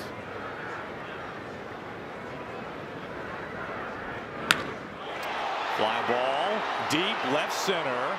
A Rosarena there in front of the track. The ballpark holds it. A very quick bottom of the 6th inning as Brian Wu hanging zeros through 6 at Angel Stadium.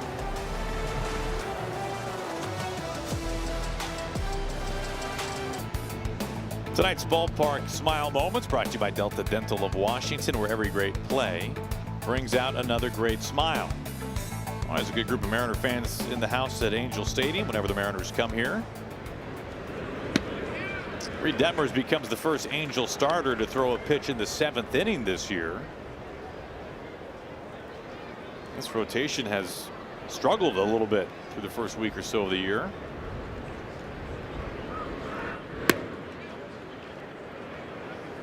Interesting, though. He threw 95 pitches in his first start, and maybe you try to build on that, but nobody up in their bullpen getting ready.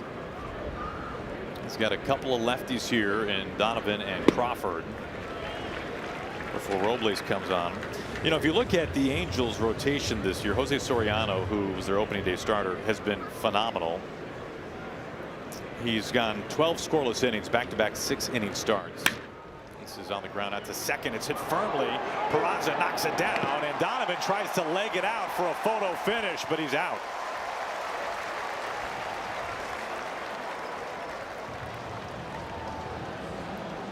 Peraza able to stay with that one.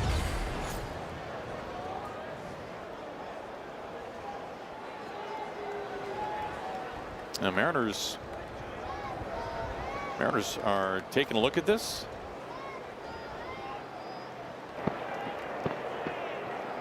Seattle is challenging the out call at first base.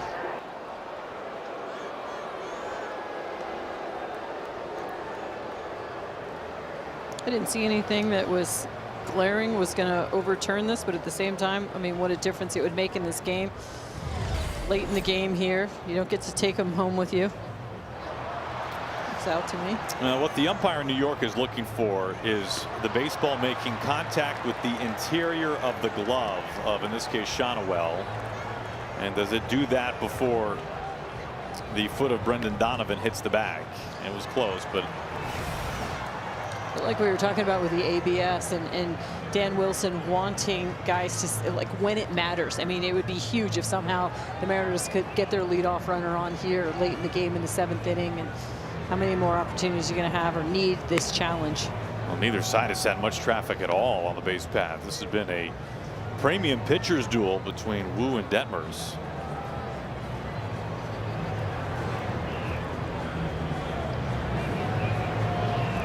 And it does look like his foot was on the bag the whole time, doesn't it? Mm-hmm. I don't think that is in play here.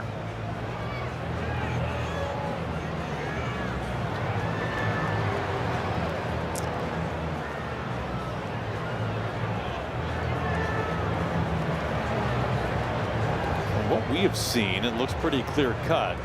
Late night in New York. After review, the call on the field stands. The runner is out.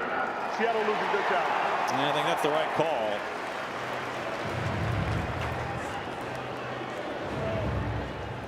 Leadoff man sat down. That brings up J.P. Crawford. Well, so Soriano has made 2 starts. The Mariners, fortunately, are missing him in this series. He's pitched 12 scoreless. They're also missing Yusei Kikuchi, who got beat around a little bit in his last start. But outside of Soriano this year, the Angels rotation has given up 21 earned in 21 innings. So this is a breath of fresh air for new manager Kurt Suzuki, that another starter can pitch deep and hang some zeros. There's now a challenge coming here from O'Hoppe. O'Hoppe thinks this was a strike by just enough.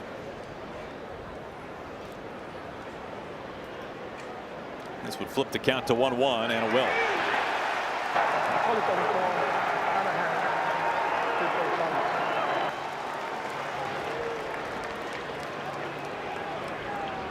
There's Soriano. He's had the only 2 quality starts this year for the Angels.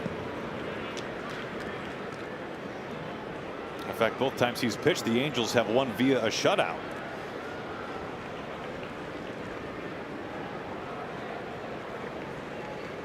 Two-1.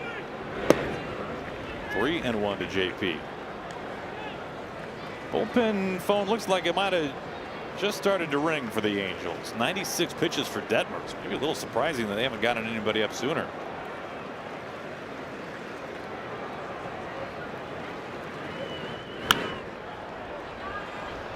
All kinds of new pieces on that Angels staff. We keep talking about Kurt Suzuki, who had his first opening day here today, but his pitching coach, his bench coach, probably tugging on his sleeve right about now, going, we probably should get somebody up. Yeah, Chase Silseth getting hot in a hurry out there. 3-2. Very high and wide, and a 1-out walk. Crawford is aboard. Go ahead run reaches here in the 7th inning.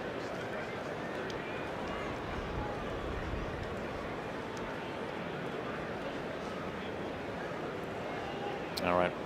We got a new era of shoulder touches here in Orange County. No longer in Texas. Mike Maddox, where are we going? Oh no, it is over. I mean, that's a bad sign when he comes double barrel at the pitcher and does not disperse the shoulder touches with the catcher. Normally 1 on the pitcher and 1 on the catcher is a sign of the waters are calm, but waters are choppy when you get both shoulders. So we'll see how Detmers responds. It seems like a major panic move. You love this. I was just so glad. Just reading into it. I'm just so glad he's still in the division. One of the great pitching coaches, in all seriousness. But a real shoulder guy. Have you ever talked to him about it? I really should. Really? Maybe you tomorrow. Robles takes wide. You know me, I'm not afraid to go and ask silly questions. All right, talk to me. Talk to me, Mike. What was your message in going double shoulders out of the gates to Detmers? This is pitch number 100, and it gets a swing and a miss.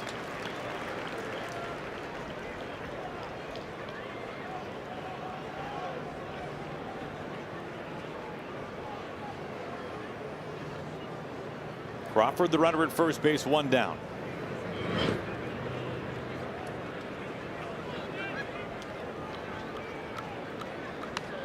Detmer's career high 108 pitches. He's done that 3 times, as it turns out.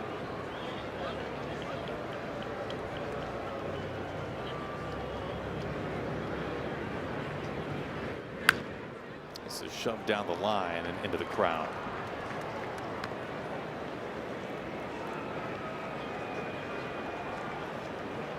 Well, the clock ticking on Detmers as Silseth continues to warm.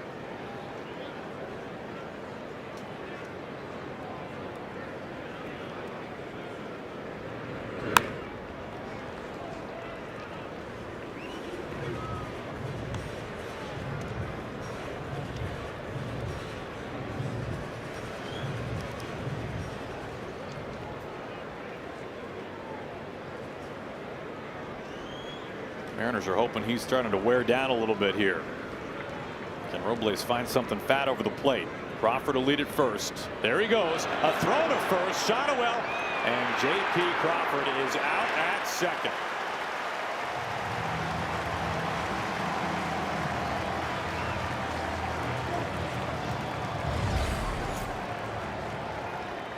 There were some things with Detmers that the Mariners going into this game thought that they could take advantage of out on the base pass. And last year they were able to against the Angels.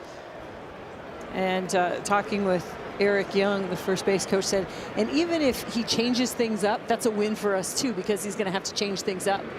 But it's a little late in the game. Well, this eats up Moncada and skims into left field. And that caught stealing from JP looms a little larger now. 2 outs and Robles is aboard. Is that just bad luck, bad timing for JP Crawford going back to that? Yeah, you're going to take your chances. There's something they saw with Detmers. He was getting into a pattern. They thought they could take advantage of it, and then all of a sudden Detmers changes things up. But yeah, it just stings a little bit more because now you think, okay, you're going to have runners on first and second with just 1 out. Now here comes Kurt Suzuki. Detmers pitched incredibly well tonight. Exits in the 7th to a standing ovation.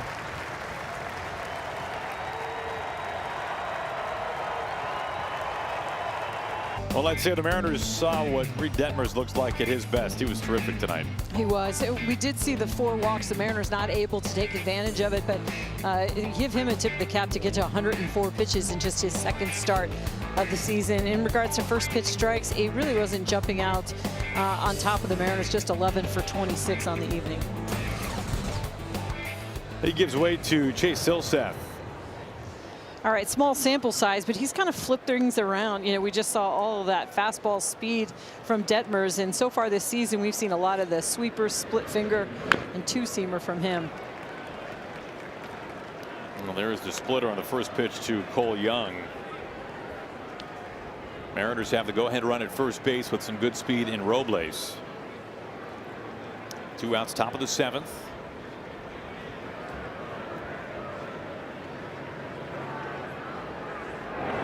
Victor back in time safe.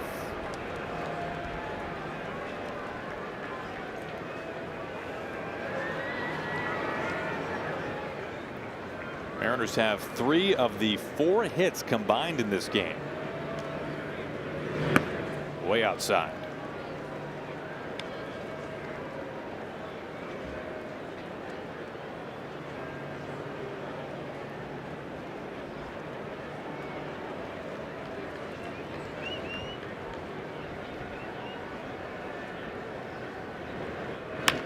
Young cracks this out to left field down the line. It's a foul ball.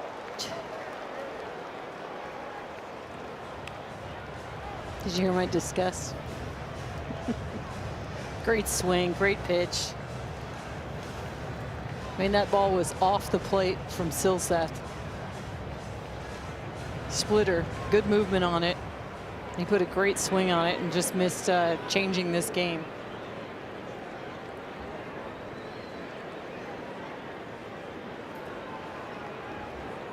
Two outs, 2 strikes. Robles a lead at first. There he goes. And it's fouled back. If Young can reach and this inning continue, the lineup card will turn over. And it's Dom Canzone who will pinch hit for Refsnyder now that there's a right-hander on the mound. It's like Rob's night's over. It is over. But, you know, for him to find a way on base a couple of times tonight, once again, the production continues for the Mariners at the top of the order. Another 1-2. Swing and a miss at a high heater. 97. Silseth fired up about it. Now the Mariners' threat comes to a close as we stretch. We are scoreless at Angel Stadium.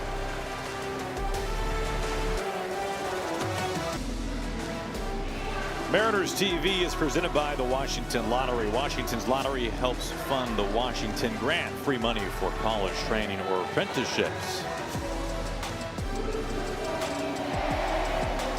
Pleasant night here in Southern California. Game 1 of the road trip, first of 3, Mariners and the Angels. Angels home opener.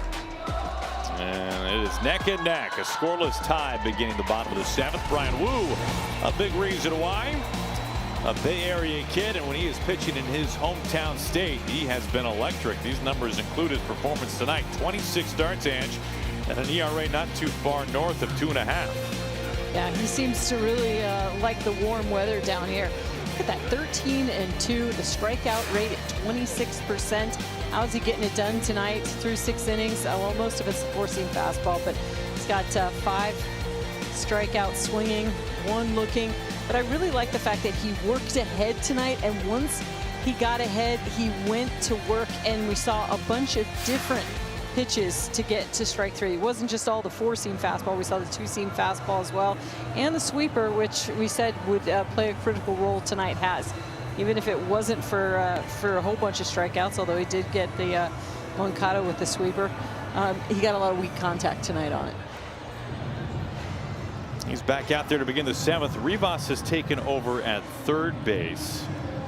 Do you get the sense this is more of a defensive replacement, or was there maybe something that happened to Donovan when he stretched at first base? Yeah, I didn't see anything, but obviously, you know, I don't think that Brendan Donovan is a guy that needs a defensive replacement at third, so this is a little bit worrisome.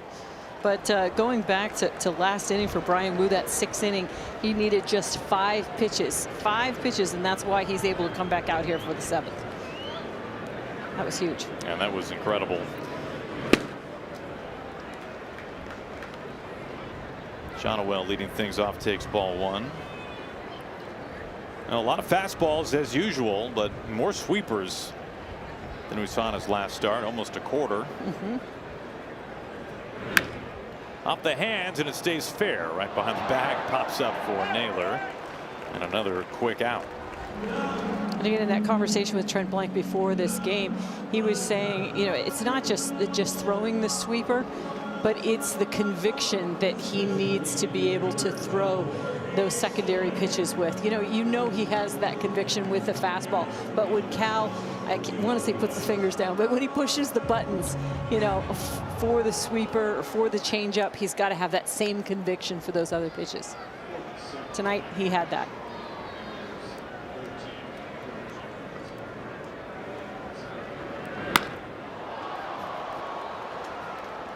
Soler in the air.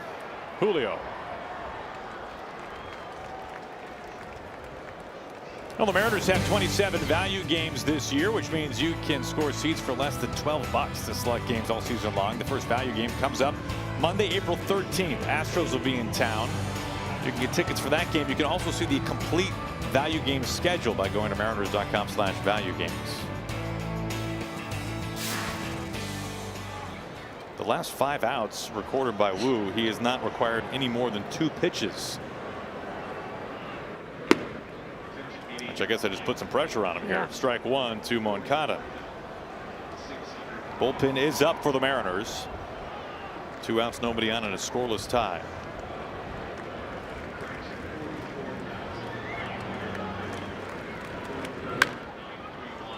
Just foul. 0-2. And Dan Wilson's bullpen, Brash and Bizzardo. Bizzardo was warming earlier.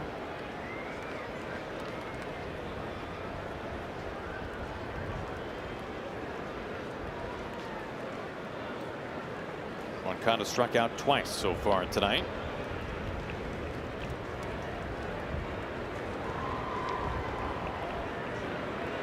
The 0-2. Well, that's what he's got to be thinking in the back of his head if you're Moncada. The first time he got me on the 2-seamer to strike out. The second time he got me with the sweeper. All right, what's he going with? I'm saying 4-seam fastball.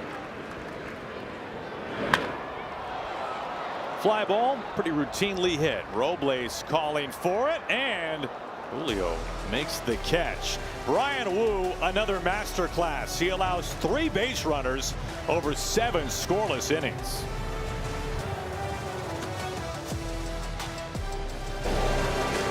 Mariners TV is presented by UW Medicine, the only health system in Washington that directly connects care to a research and learning powerhouse. UW Medicine, a higher degree of health care.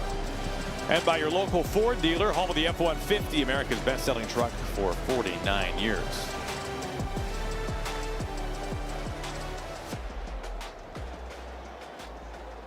Drew Pomerantz, veteran lefty, is up on the mound. That means Refsnyder stays in there. He goes swinging after the first pitch. Pomerantz missed all of 2022, did not pitch in 23 or 24 in the big leagues, and returned last year and was tremendous for the Cubs. And an ERA not too far north of 2 and about 50 innings worth of work. And now a first-year Angel.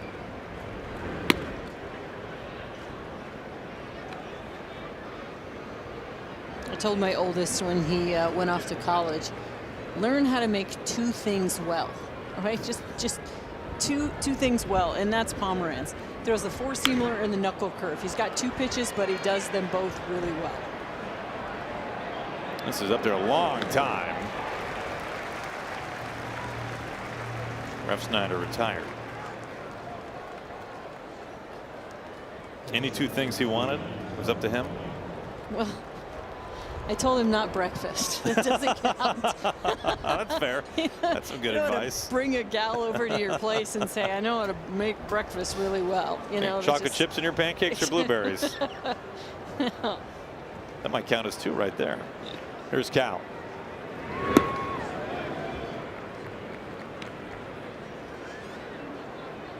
Scoreless tie in the 8th inning.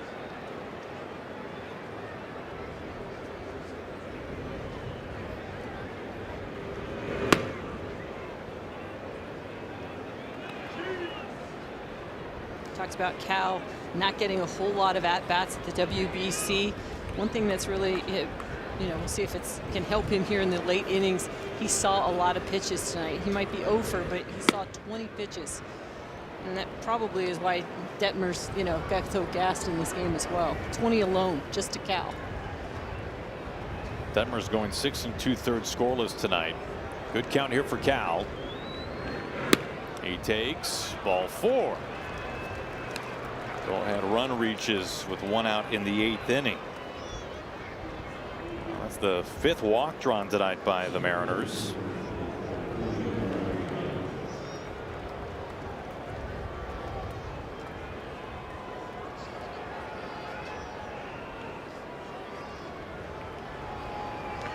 In steps Julio, 1 out, 1 on.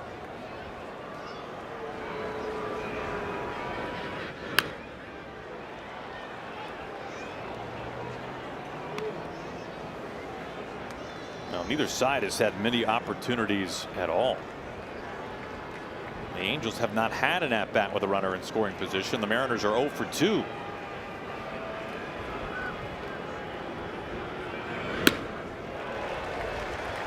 know, I like to circle things that change the game. You go back to Peraza in the 3rd inning with 1 out, and Wu ends up picking him off. I mean, you have 1 out with the top of your order coming up, and you completely change the inning, and now all of a sudden you got 2 outs, and you got to get everything going again.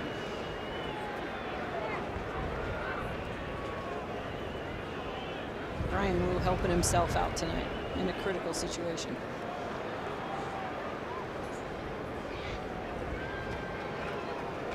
And the next place my mind goes to is how many pitches did he save himself to by getting that out? Hard hit grounder up the middle off Julio's bat.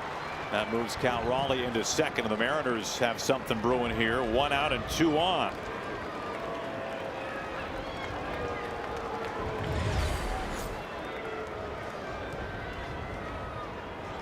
Julio, just 94 miles per hour, almost a hard hit ball. Julio at first, Cal at second, bullpen is up. Ryan Zefferjon is getting loose. Got a left on left here with Naylor, and then the righty Arozarena due up next. That could be the assignment for Zefferjon.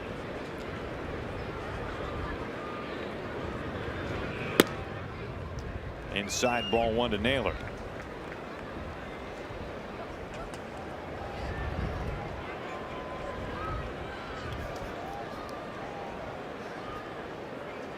If you didn't believe us, it's a windy night.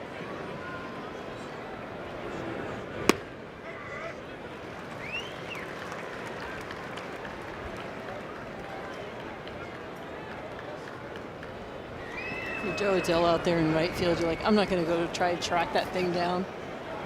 It's like a Rocky movie trying to chase the chicken, you know, you're not going to catch it. 1 and 2 now on Naylor. And look silly doing it. You're running in circles.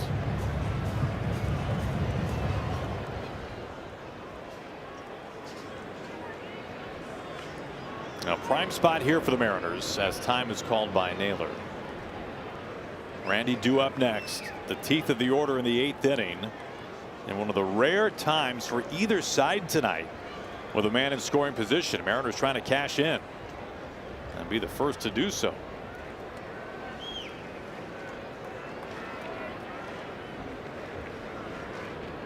The 1-2.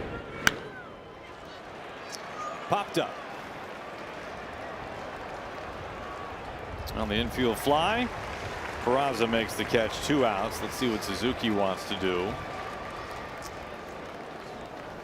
And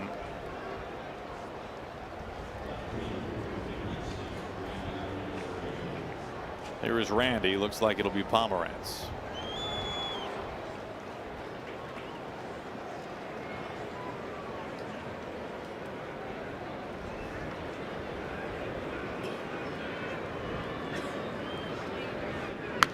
So he's sticking with the lefty to face Rosarena, who's off to a nice start, including reaching twice tonight.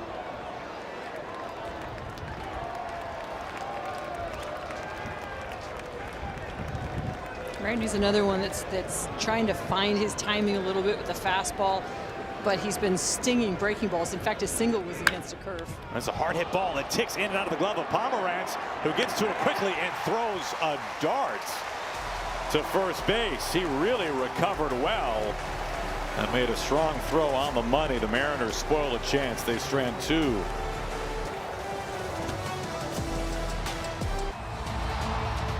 Today's Chevy Silverado driver of the game, Brian Wu. Sensational 1 hit over 7 innings with 6 strikeouts. I mean, the Angels just had no chance against him tonight. Just 3 guys even reached base against him. He was as fantastic as he was out of the gates. I thought he was better tonight. 2 starts, 2 quality starts. 7 innings, just 3 base runners allowed. A walk, a single, and a hit batter. And most importantly, no runs. It's Matt Brash's turn. And Adele looks at something close. Mariners are out of challenges. 97-mile-an-hour fastball misses. It's ball 1.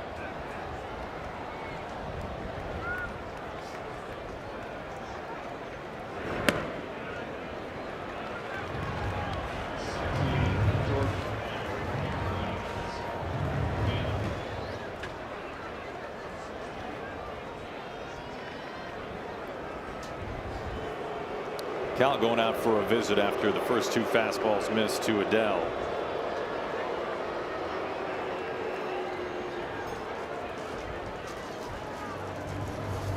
As they talk things over, our Muckleshoot Casino Resort pin report. You know, the Mariners played this Angels team really well last season. They won 9 of 13, and one of the main reasons why the bullpen was lights out. A 1.44 ERA.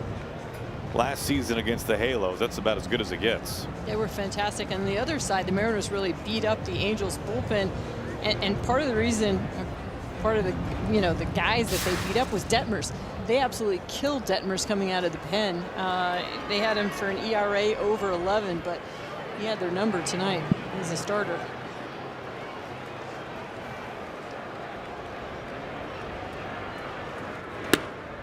There's a strike. 98 on the gun from Brash.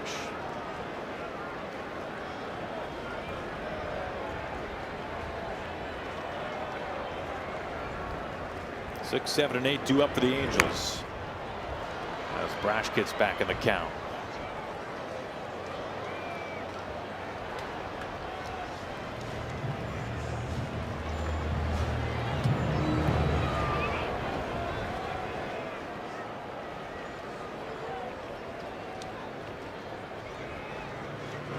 Swing and a miss. Wipeout slider, Matt Brash. You've heard that before. 1 away. Talks about Joe Adele. He's looking for something to yank to the left side, to the pull side, and this is exactly what you do against a swing like that. Flip your little frisbee slider in there.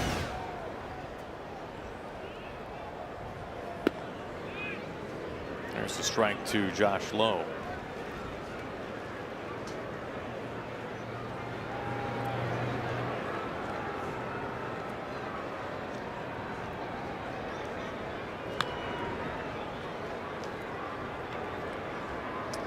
Do you remember last year when you asked Matt Brash if he had been working on anything new?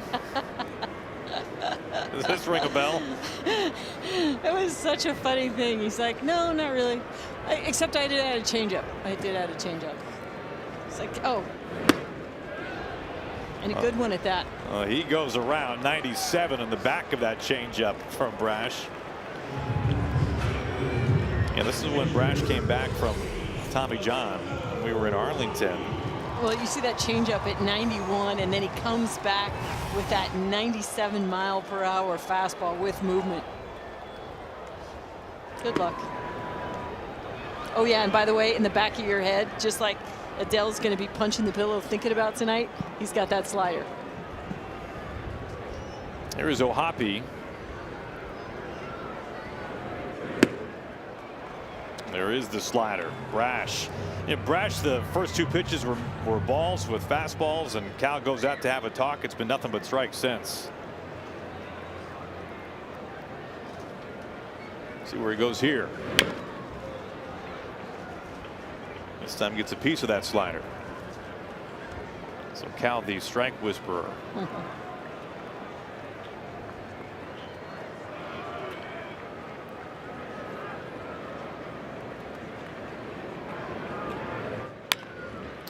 On the ground over to Rivas, who is taken over at third base. Strong throw, and Brash retires his side in order. Mariners pitching combining to sit down the last 15 Angels hitters in a row.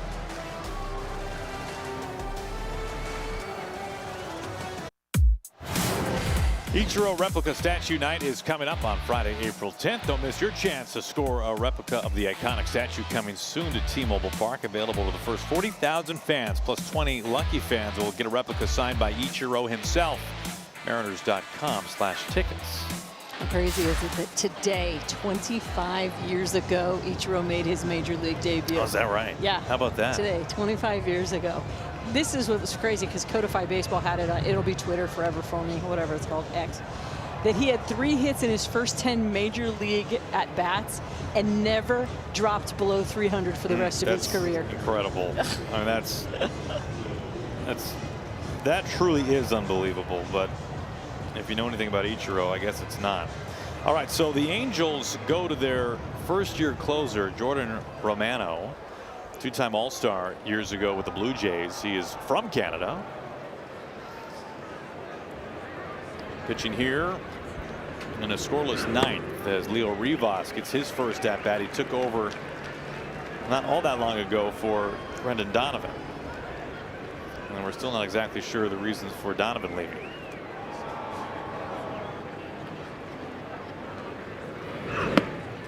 Oh, 0-2. Romano, some really good years north of the border with the Blue Jays. Last year, his first year outside of Canada, and struggled with the Phillies. Struggled mightily. So now, all of a sudden, with his 3rd team in 3 years, after really establishing himself earlier in his career. 6'5". They say he weighs 210 pounds. He looks about 175. He's so long and lanky, but he has that incredible extension. We talk about that so much with Logan Gilbert, and he's right there with Logan in regards to his extension, the 99th percentile. Oh, man.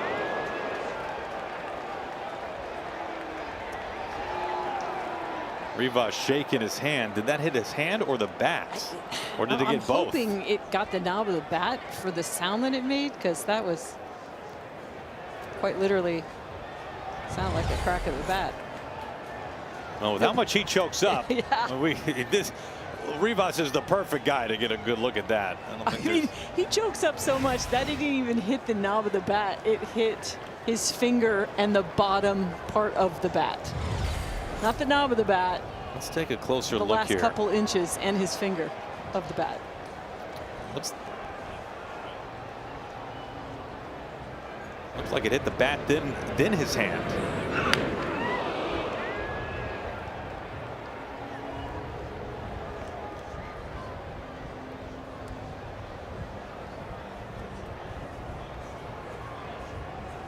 It might have gone fair, but of course it touched him too, so it's immediately a foul ball. Well, the umpires are huddled up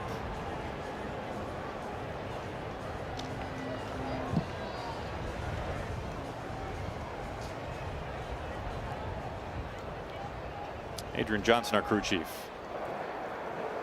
The call on the field is hit by pitch. Los Angeles is challenging that decision.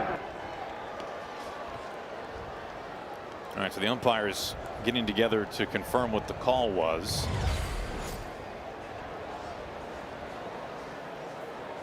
Again, if he doesn't choke up as much as he does, this probably hits him square on his right hand.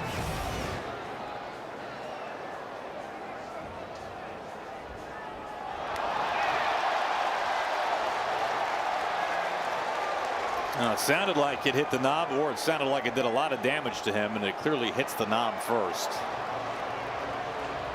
There's the replay review center in New York. But again, to your point, I mean, usually you see the knob at the bottom of the bat. You don't generally see the ball hit the last 2 inches because it's not exposed, but that's how much Rivas chokes up when he gets behind in the count.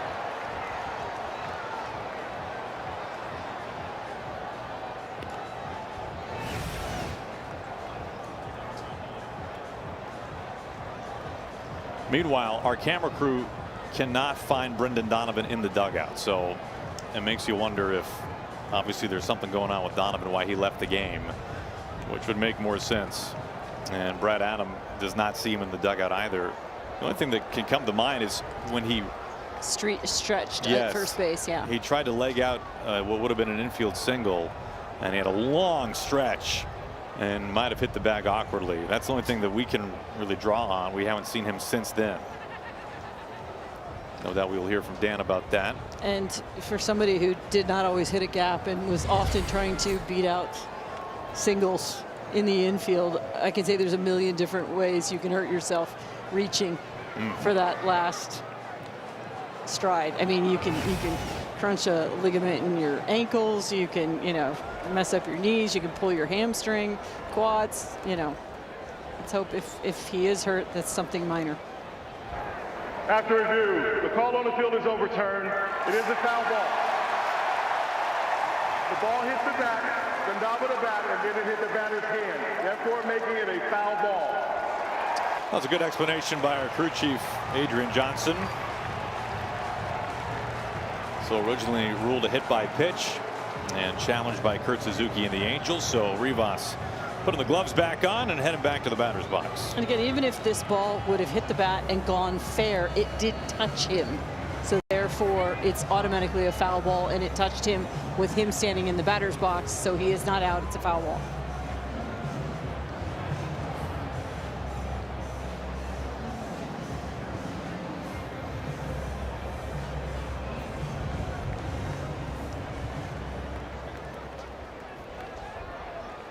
And when, you know, you're up against a 95-mile-an-hour pitch like that, I mean, does it hit your hand first or the bat? I mean,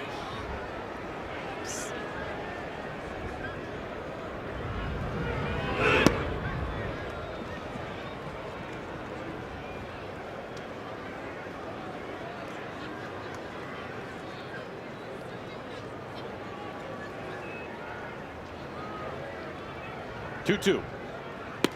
Put him away. 1 out.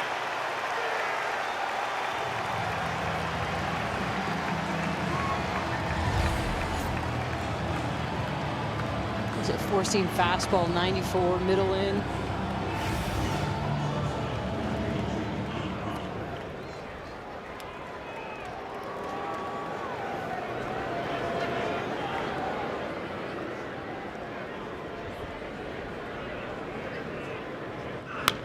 Crawford fouls it away for strike one. Dan Wilson getting ready to go to his bench once again. Luke Raley will bat for Victor Robles.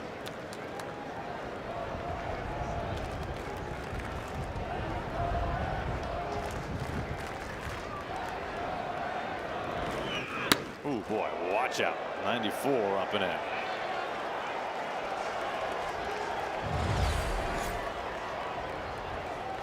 You said you're J.P. Crawford and you're just making your way back. You've worked so hard to get here, and then you get that one just below your chin.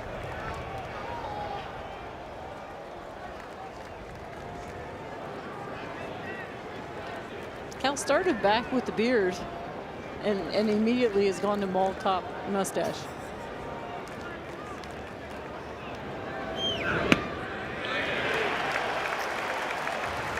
Mariners are out of challenges. They will get a challenge back should this game go to extra innings.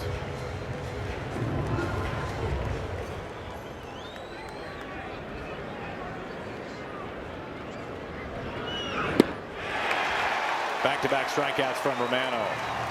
Pretty nasty slider.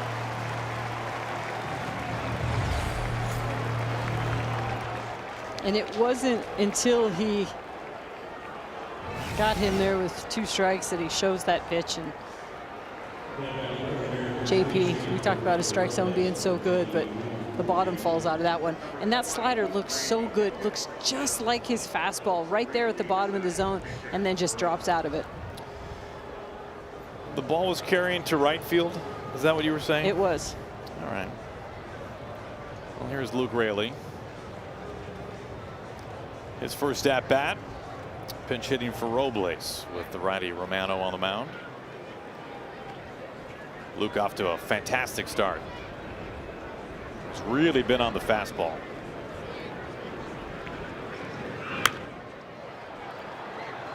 Strike one.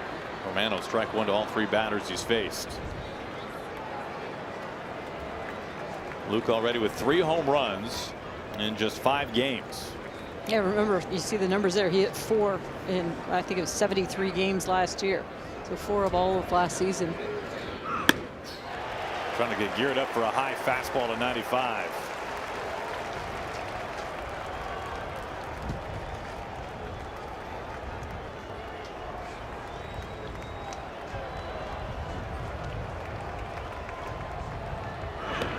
Wow, that sailed, and Ohapi spills down to his backside.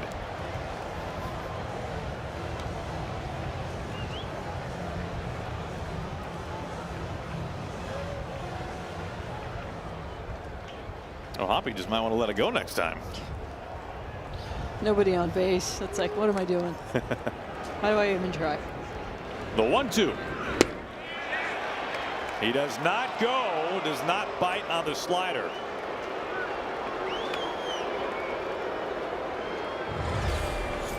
And again, that's the first pitch he saw. He tries to go back to it for the strikeout, but I just think seeing that early in the count helped him lay off it late in the count.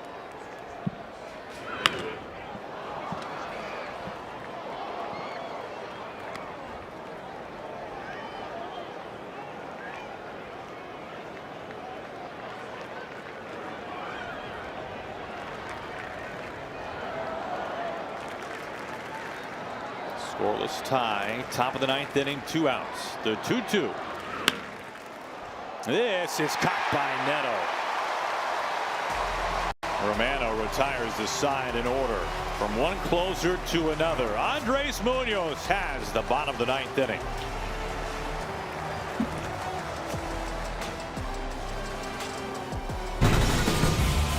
What a pitcher's duel tonight. Wu 7 innings, Detmers just an inning, a half, an out rather shorter, and combined 4 hits between these two. This was a tremendously well-pitched game from the starters. From the starters, and it's continued with the relievers as well. Neither side willing to budge. Nothing. The big arms on both sides following the starting pitchers. That means Andres Munoz has the bottom of the 9th inning. A run wins it for the Angels. He's got 9-1-2. Trout will bat 3rd. Got to take care of Peraza first, and a fastball misses for ball 1.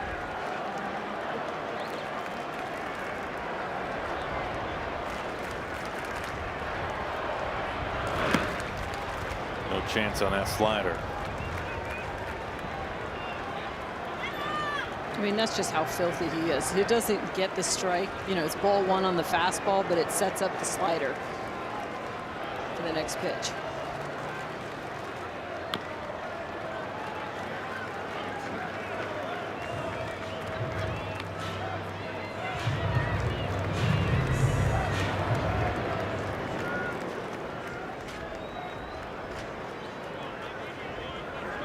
Munoz on a 1-2. 99 that time, but missing upstairs. 2 balls, 2 strikes.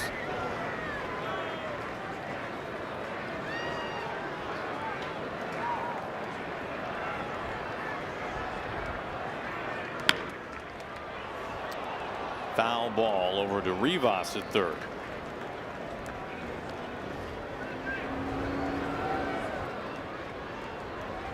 And I feel so critical to keep Peraza off the base paths for the top of the order, Neto and Trout.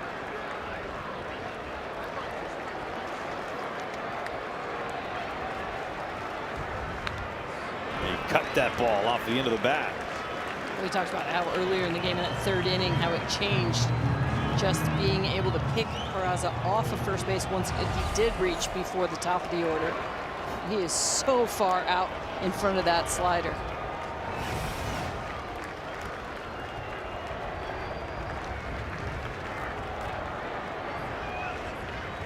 Trout looming. And he got him. Cal, long throw to first base, gets an angle, completes the strikeout, and that was big. Got to take care of the man in front of Neto and Trout. 1 away. Look where this slider ends up going. I mean, it almost handcuffs Cal just a little bit, but crazy movement on that pitch. Well, these two teams among the most reliant on the home run ball last year. Since the start of last season, the Mariners 2 and the Angels 3. Percentage of runs scored via the long ball. Interestingly enough, 3 members of the American League West, and then the Yankees, whom the Mariners just saw, did a good job of keeping New York in the ballpark the last 3 games. Trying to do so here against the top of the order. 1-1. We saw against Peraza him just dropping that slider out of the bottom of the strike zone, and then maybe your Neto's thinking, oh, I'm going to make him land it, and then he does. Jackknifes him at 99. Munoz behind, 2 balls and a strike.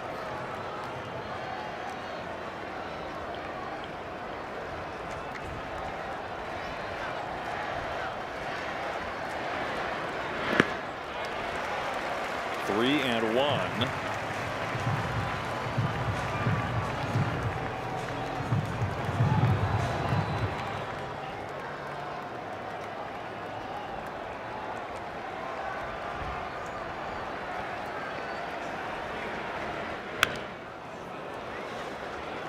Off the end of the bat again on a slider. I mean, that just goes to show you how filthy he is tonight. I mean, you're ahead in the count. You got 3-1. You're trying to get your A swing off, and then he throws you that pitch, and you put that swing on it. You're like, yep. You completely fooled me. And Neto's certainly a strikeout candidate, but also good power. 26 home runs last year, a career best. Munoz on a 3-2. He got him. Vicious slider. Back-to-back punch-outs by Munoz in the 9th inning. I mean, this pitch is just in the middle of the zone. You're just thinking, this looks so good, I want to have it. And then it just takes this left turn and says, no, you can't. Now this is a 9th inning matchup. Munoz versus Trout. 2 outs, bases empty. Trout the winning run. He takes all the way and looks at a slider for a strike.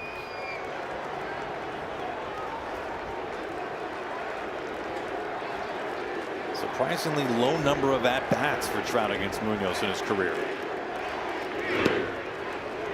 Trout, of course, has missed a lot of time in recent seasons. He takes another slider and now calls for time. It's 0-2.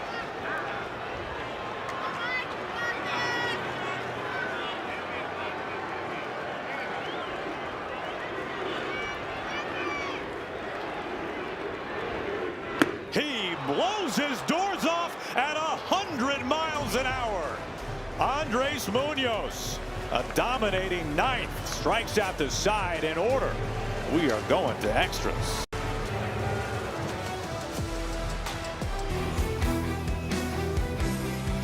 Well, what more can you ask for from Andres Munoz? He strikes out the side in order in the 9th and touches triple digits in the process. Yeah, slider to Peraza and also to Neto. And then what he did to Mike Trout should be illegal. I mean, just dropped 2 perfect sliders down at the bottom of the zone and then upstairs at 100 miles per hour. No chance to catch up. Here is the veteran lefty Brent Suter in his 11th major league season. His first with the Angels, facing Cole Young. Luke Raley is the automatic runner at second base. The Mariners get 1 challenge back now that we have reached extras. Thanks for that reminder. Cranked right field. This has a lot on it, and it is staying in the yard. Fair ball. Raley stampedes into third base. He's coming around to score. Cole Young cracks the door open in the 10th inning. It's a go-ahead RBI triple, and the Mariners lead it 1-0.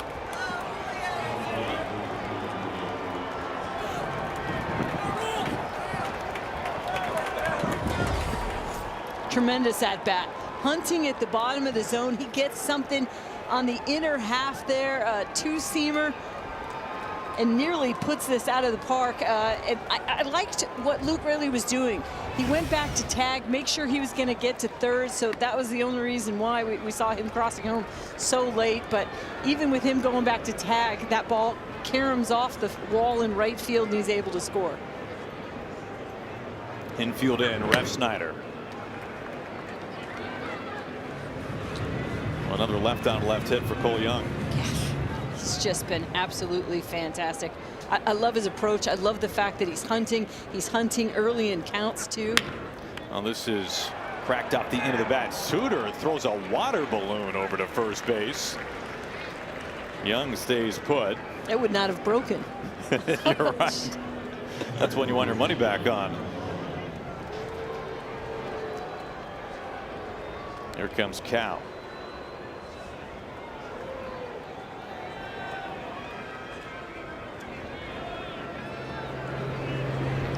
Infield remains in.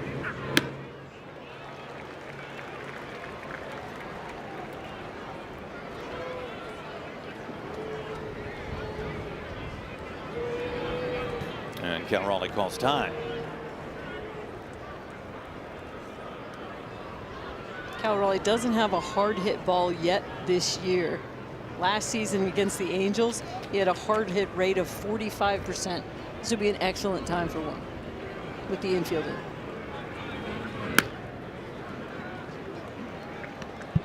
Yeah, not much time to react if you're one of those Angels infielders.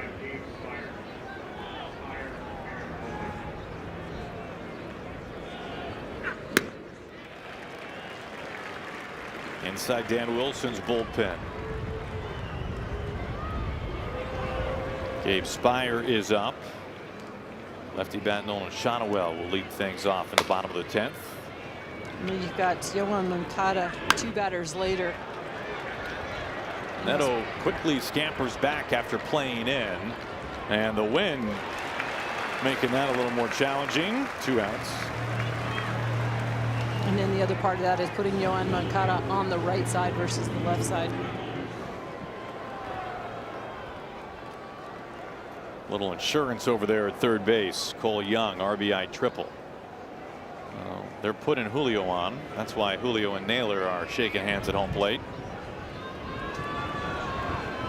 An intentional walk to Julio. He reaches for the 2nd time tonight. And they will opt for the left-on-left here with Naylor. Yeah, that was a really critical at bat there for Cal Raleigh. In that situation, you've got that runner on third. Cal understood the assignment. He's trying to get something he can catch out front, trying to lift. 2 outs. Mariners have him on the corners.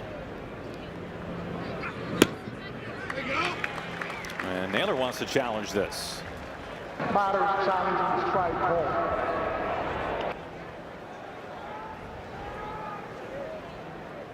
Naylor thinks this missed. How close was it? And it's right on the edge, and the Mariners are out of challenges.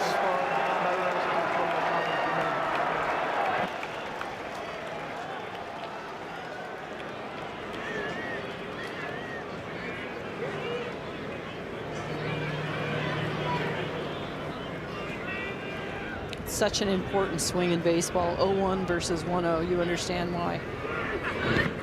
This kicks away, but up the line. That will allow Julio to get into second base, but Young has to stay put. A wild pitch gets Julio into scoring position. So now a well-placed base hit can bring home 2. That could be a big 90 feet.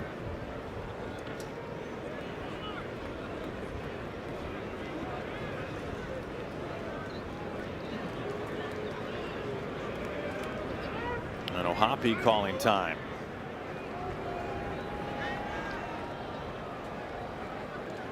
Julio at second, Cole Young the runner at third base, and with that triple, Young has now matched his career high, a 7-game hitting streak. And we're talking about all the left-on-left hits for Young.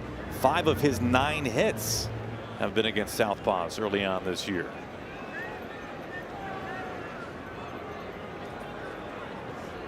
And you can kind of see the pride when you talk to him about it. I mean, he's so happy. All of that work, you know, that he put on in over this offseason coming to a fruition early. Line into right field for a base hit. Young scores. Julio makes his turn around third. The Mariners cash in for 2 more thanks to Josh Naylor. It's a 3-0 lead in the 10th inning. And that wild pitch does come up big for the Mariners. It's huge. As you said, a very important 90 feet to get Julio over there into scoring position. And Josh Naylor has been here. I mean, he's been up the middle. He's been stroking the ball really well. He just hasn't had a whole lot to show for it. I'm glad he found some grass there. And remember, they intentionally walked Julio to get the left on left. Randy fouls it back, which in the Angels' defense makes sense, but it obviously comes back to sting them here.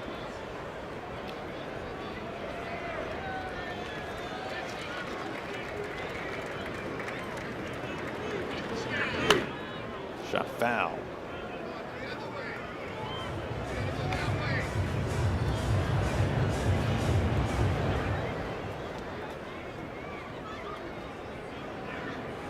Nothing in 2 on Randy.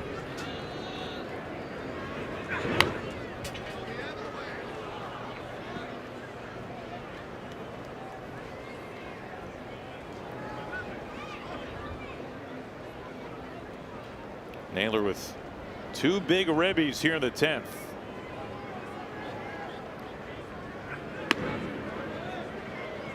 And it always just feels so critical to get that extra run in extra innings, because you know this, the Angels are feeling like they're going to have an equal crack at this when we get to the bottom half. They'll have the automatic runner as well. But a 3 spot for the M's. As Randy fights that off. I mean, it's just hard on a night where offensively neither team's just been able to get anything going, and then all of a sudden in extra innings the Mariners push across 3. Through the right side, base hit. And that pushes Naylor into second. Now the Mariners are really getting Suter here in the 10th inning. Activity inside the Angels bullpen. Good to see Randy on time for the fastball, shooting it the other way. We got Peraza playing up the middle. Big hole on the right side, and he takes advantage of it. Now Suzuki is really hoping that Suter can get the final out here in the 10th, and he doesn't have to go to Zephyr John, who's been warming up inside the pen.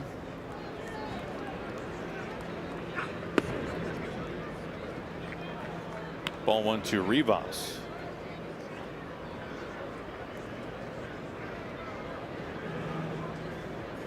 Naylor at second, Arozarena at first.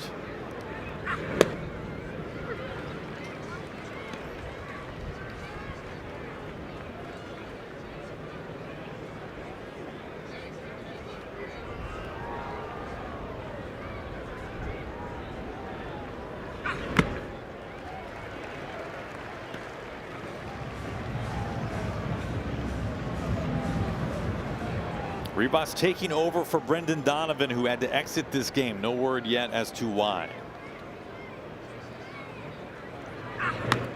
Oh man, that got a piece of JP on deck.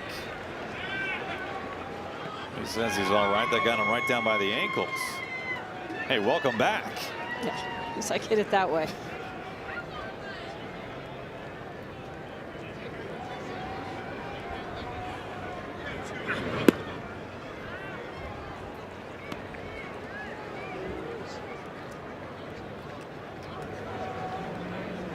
First and second, 2 outs, top of the 10th. Naylor running his usual interference at second base.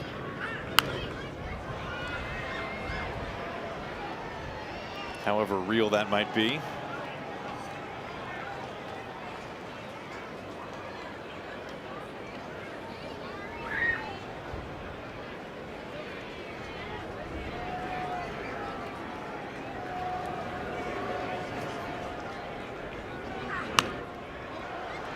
Another foul ball. And I don't think he's given away location. I think he's just looking at Suter at the grip that he is, you know, because he holds the ball so low. I think he can see the grip that he's getting and trying to relay that. Randy getting back. Is there any chance too that he's just messing around with Josh? Of course there is. But remember, they made the change in the rules for the first and the third base coaches that they have to stay in their boxes so that they can't, you know, look to see what the grip is on the pitcher and fight for position to do that. Moncada on a slow chopper. Rivas out, 2 stranded, but the Mariners cash in for 3 and take a 10th inning lead. Spire's got the home half when we come back.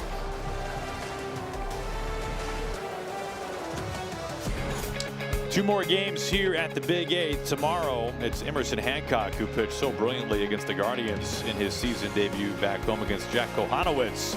And Luis Castillo, speaking of pitching great in their debut, Castillo pumping 97 numerous times. Day baseball from Angel Stadium on Sunday. Both games can be seen right here on Mariners TV. Gabe Spire has the home 10th. Look at what he was able to do last season. I mean, the Mariners needed him, got him in 62 innings of work, 76 games. We saw him in. You look at the strikeouts, and you need swing and miss, and you need to stay away from slug late in the game. He's the guy you go to. Trout, the automatic runner. Strike. Battery challenging strike 4. Shonowell wants to see if this was a ball instead. Find out this was perfectly placed on the outside corner. That's my guess. And it was. Call is confirmed. Angel has 1 challenge remaining. So the Angels down to 1 more challenge with 3 outs to play with.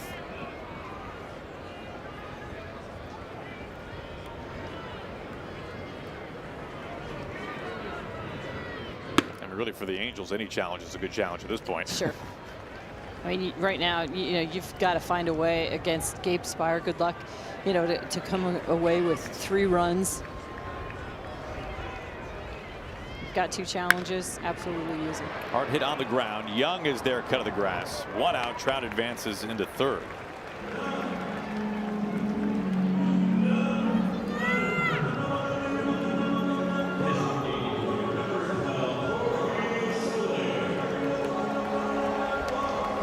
Gabe Spire with just 1 career save. He came back in 23 with the M's. There is Soler.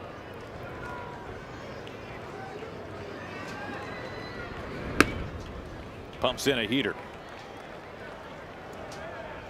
And this is why Gabe Spire was so valuable. You have so much trust in his ability to face lefties and righties. You can put him in any pocket. High fly, right field. Raley has taken over, and he makes the catch. Trout will tag and score, but the Angels are now down to their final out.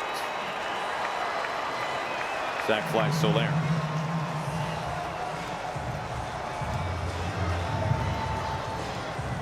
Another luxury that Dan Wilson has, you know, off his bench is really Luke Raley coming in for the platoon situation at the plate, but you put him out in right field and you've got another center fielder basically over there in right with his speed.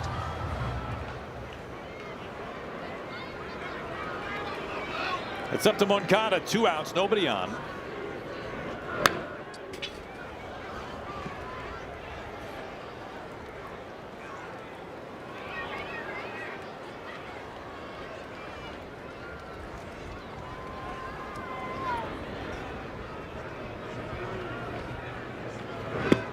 A weak wave and a miss. 0-2 and the Angels down to their last strike.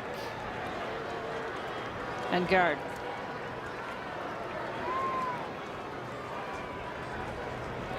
That was a swing, for sure. Spires 0-2.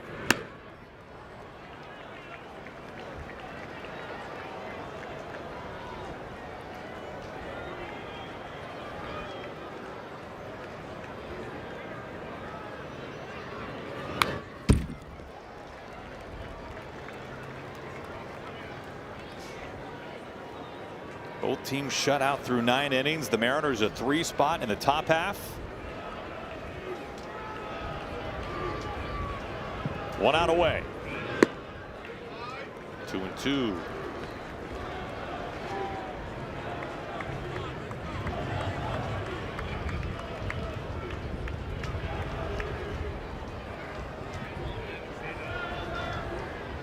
Spires 2-2.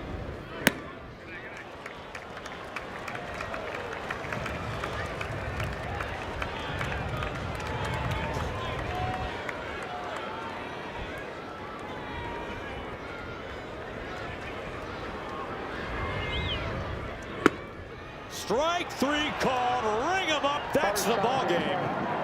Or is it? Oh, Moncada, you might as well use it. Why not? And it is a strike. Continue. And that's the ball game. The Mariners win it 3-1 the final score. Mariners pitching retires the final 21 batters faced by Angel hitters tonight. Remarkable stuff. Incredible. And the bullpen continues to be just lights out for the Mariners. Excellent job tonight by that group, but it was all set up by Brian Wu and multiple fastball arsenals against this Angels team that loves to swing and oftentimes swings and misses. What a well pitched, well played game by the Mariners tonight. And Cole Young, who are you? I mean, he has just been absolutely incredible, especially against left-handed pitching. I mean, teams are going to have to think twice. They might bring in a righty against him. Remember when you asked me earlier how I felt about ABS? And yes, I said, exactly. as a broadcaster? Now I feel you. now I understand. Well, a little humor there at the end. The Angels had the final 21 batters retired by Mariners pitching, and hey, it was tough sledding, there's no doubt, against Angels pitching today, and Reed Detmers in particular. But for the Mariners to see the pitching edge be in such full force this early in the season is very nice to see. This is what you expect from Mariners baseball in many ways. We often, put so much of the weight and the success of this season on this pitching staff, and rightfully so, because it's the strength of this team. But an incredible job by Brian Wu. I know he was frustrated with his first start, which just was driving me crazy. He was so hard on himself. Thought he should have done better there in the 6th inning. He doesn't have anything. Not even Wu can find something wrong with this start. He was absolutely incredible tonight, and the bullpen just picking up from there. And by the way, the middle of the order, starting to get going just a little bit. Josh Naylor with a huge hit. Julio, the intentional walk. So well done by the middle of the order tonight. Yeah, some things kind of trending in the right direction after tonight. The Mariners win this one as Brad Adam is down on the field with Cole Young, our Fire TV winning moment. All right, Aaron, thank you very much. We just decided that this is the windiest it's ever been in Anaheim. Am I right? No, it definitely is. It's blowing. I think it was blowing straight in the whole time. It was blowing in. That's why I kept your driving the 10th in the yard. But let's talk about that at bat against a lefty again, but kind of a funky suitor reliever type guy. What were you looking for? What did you get? Yeah, just looking for the fastball, just trying to get the runner over to third. That was pretty much my whole approach. Just move the runner over and, get the top of the order up and, hopefully hit a sac fly. But luckily that happened too.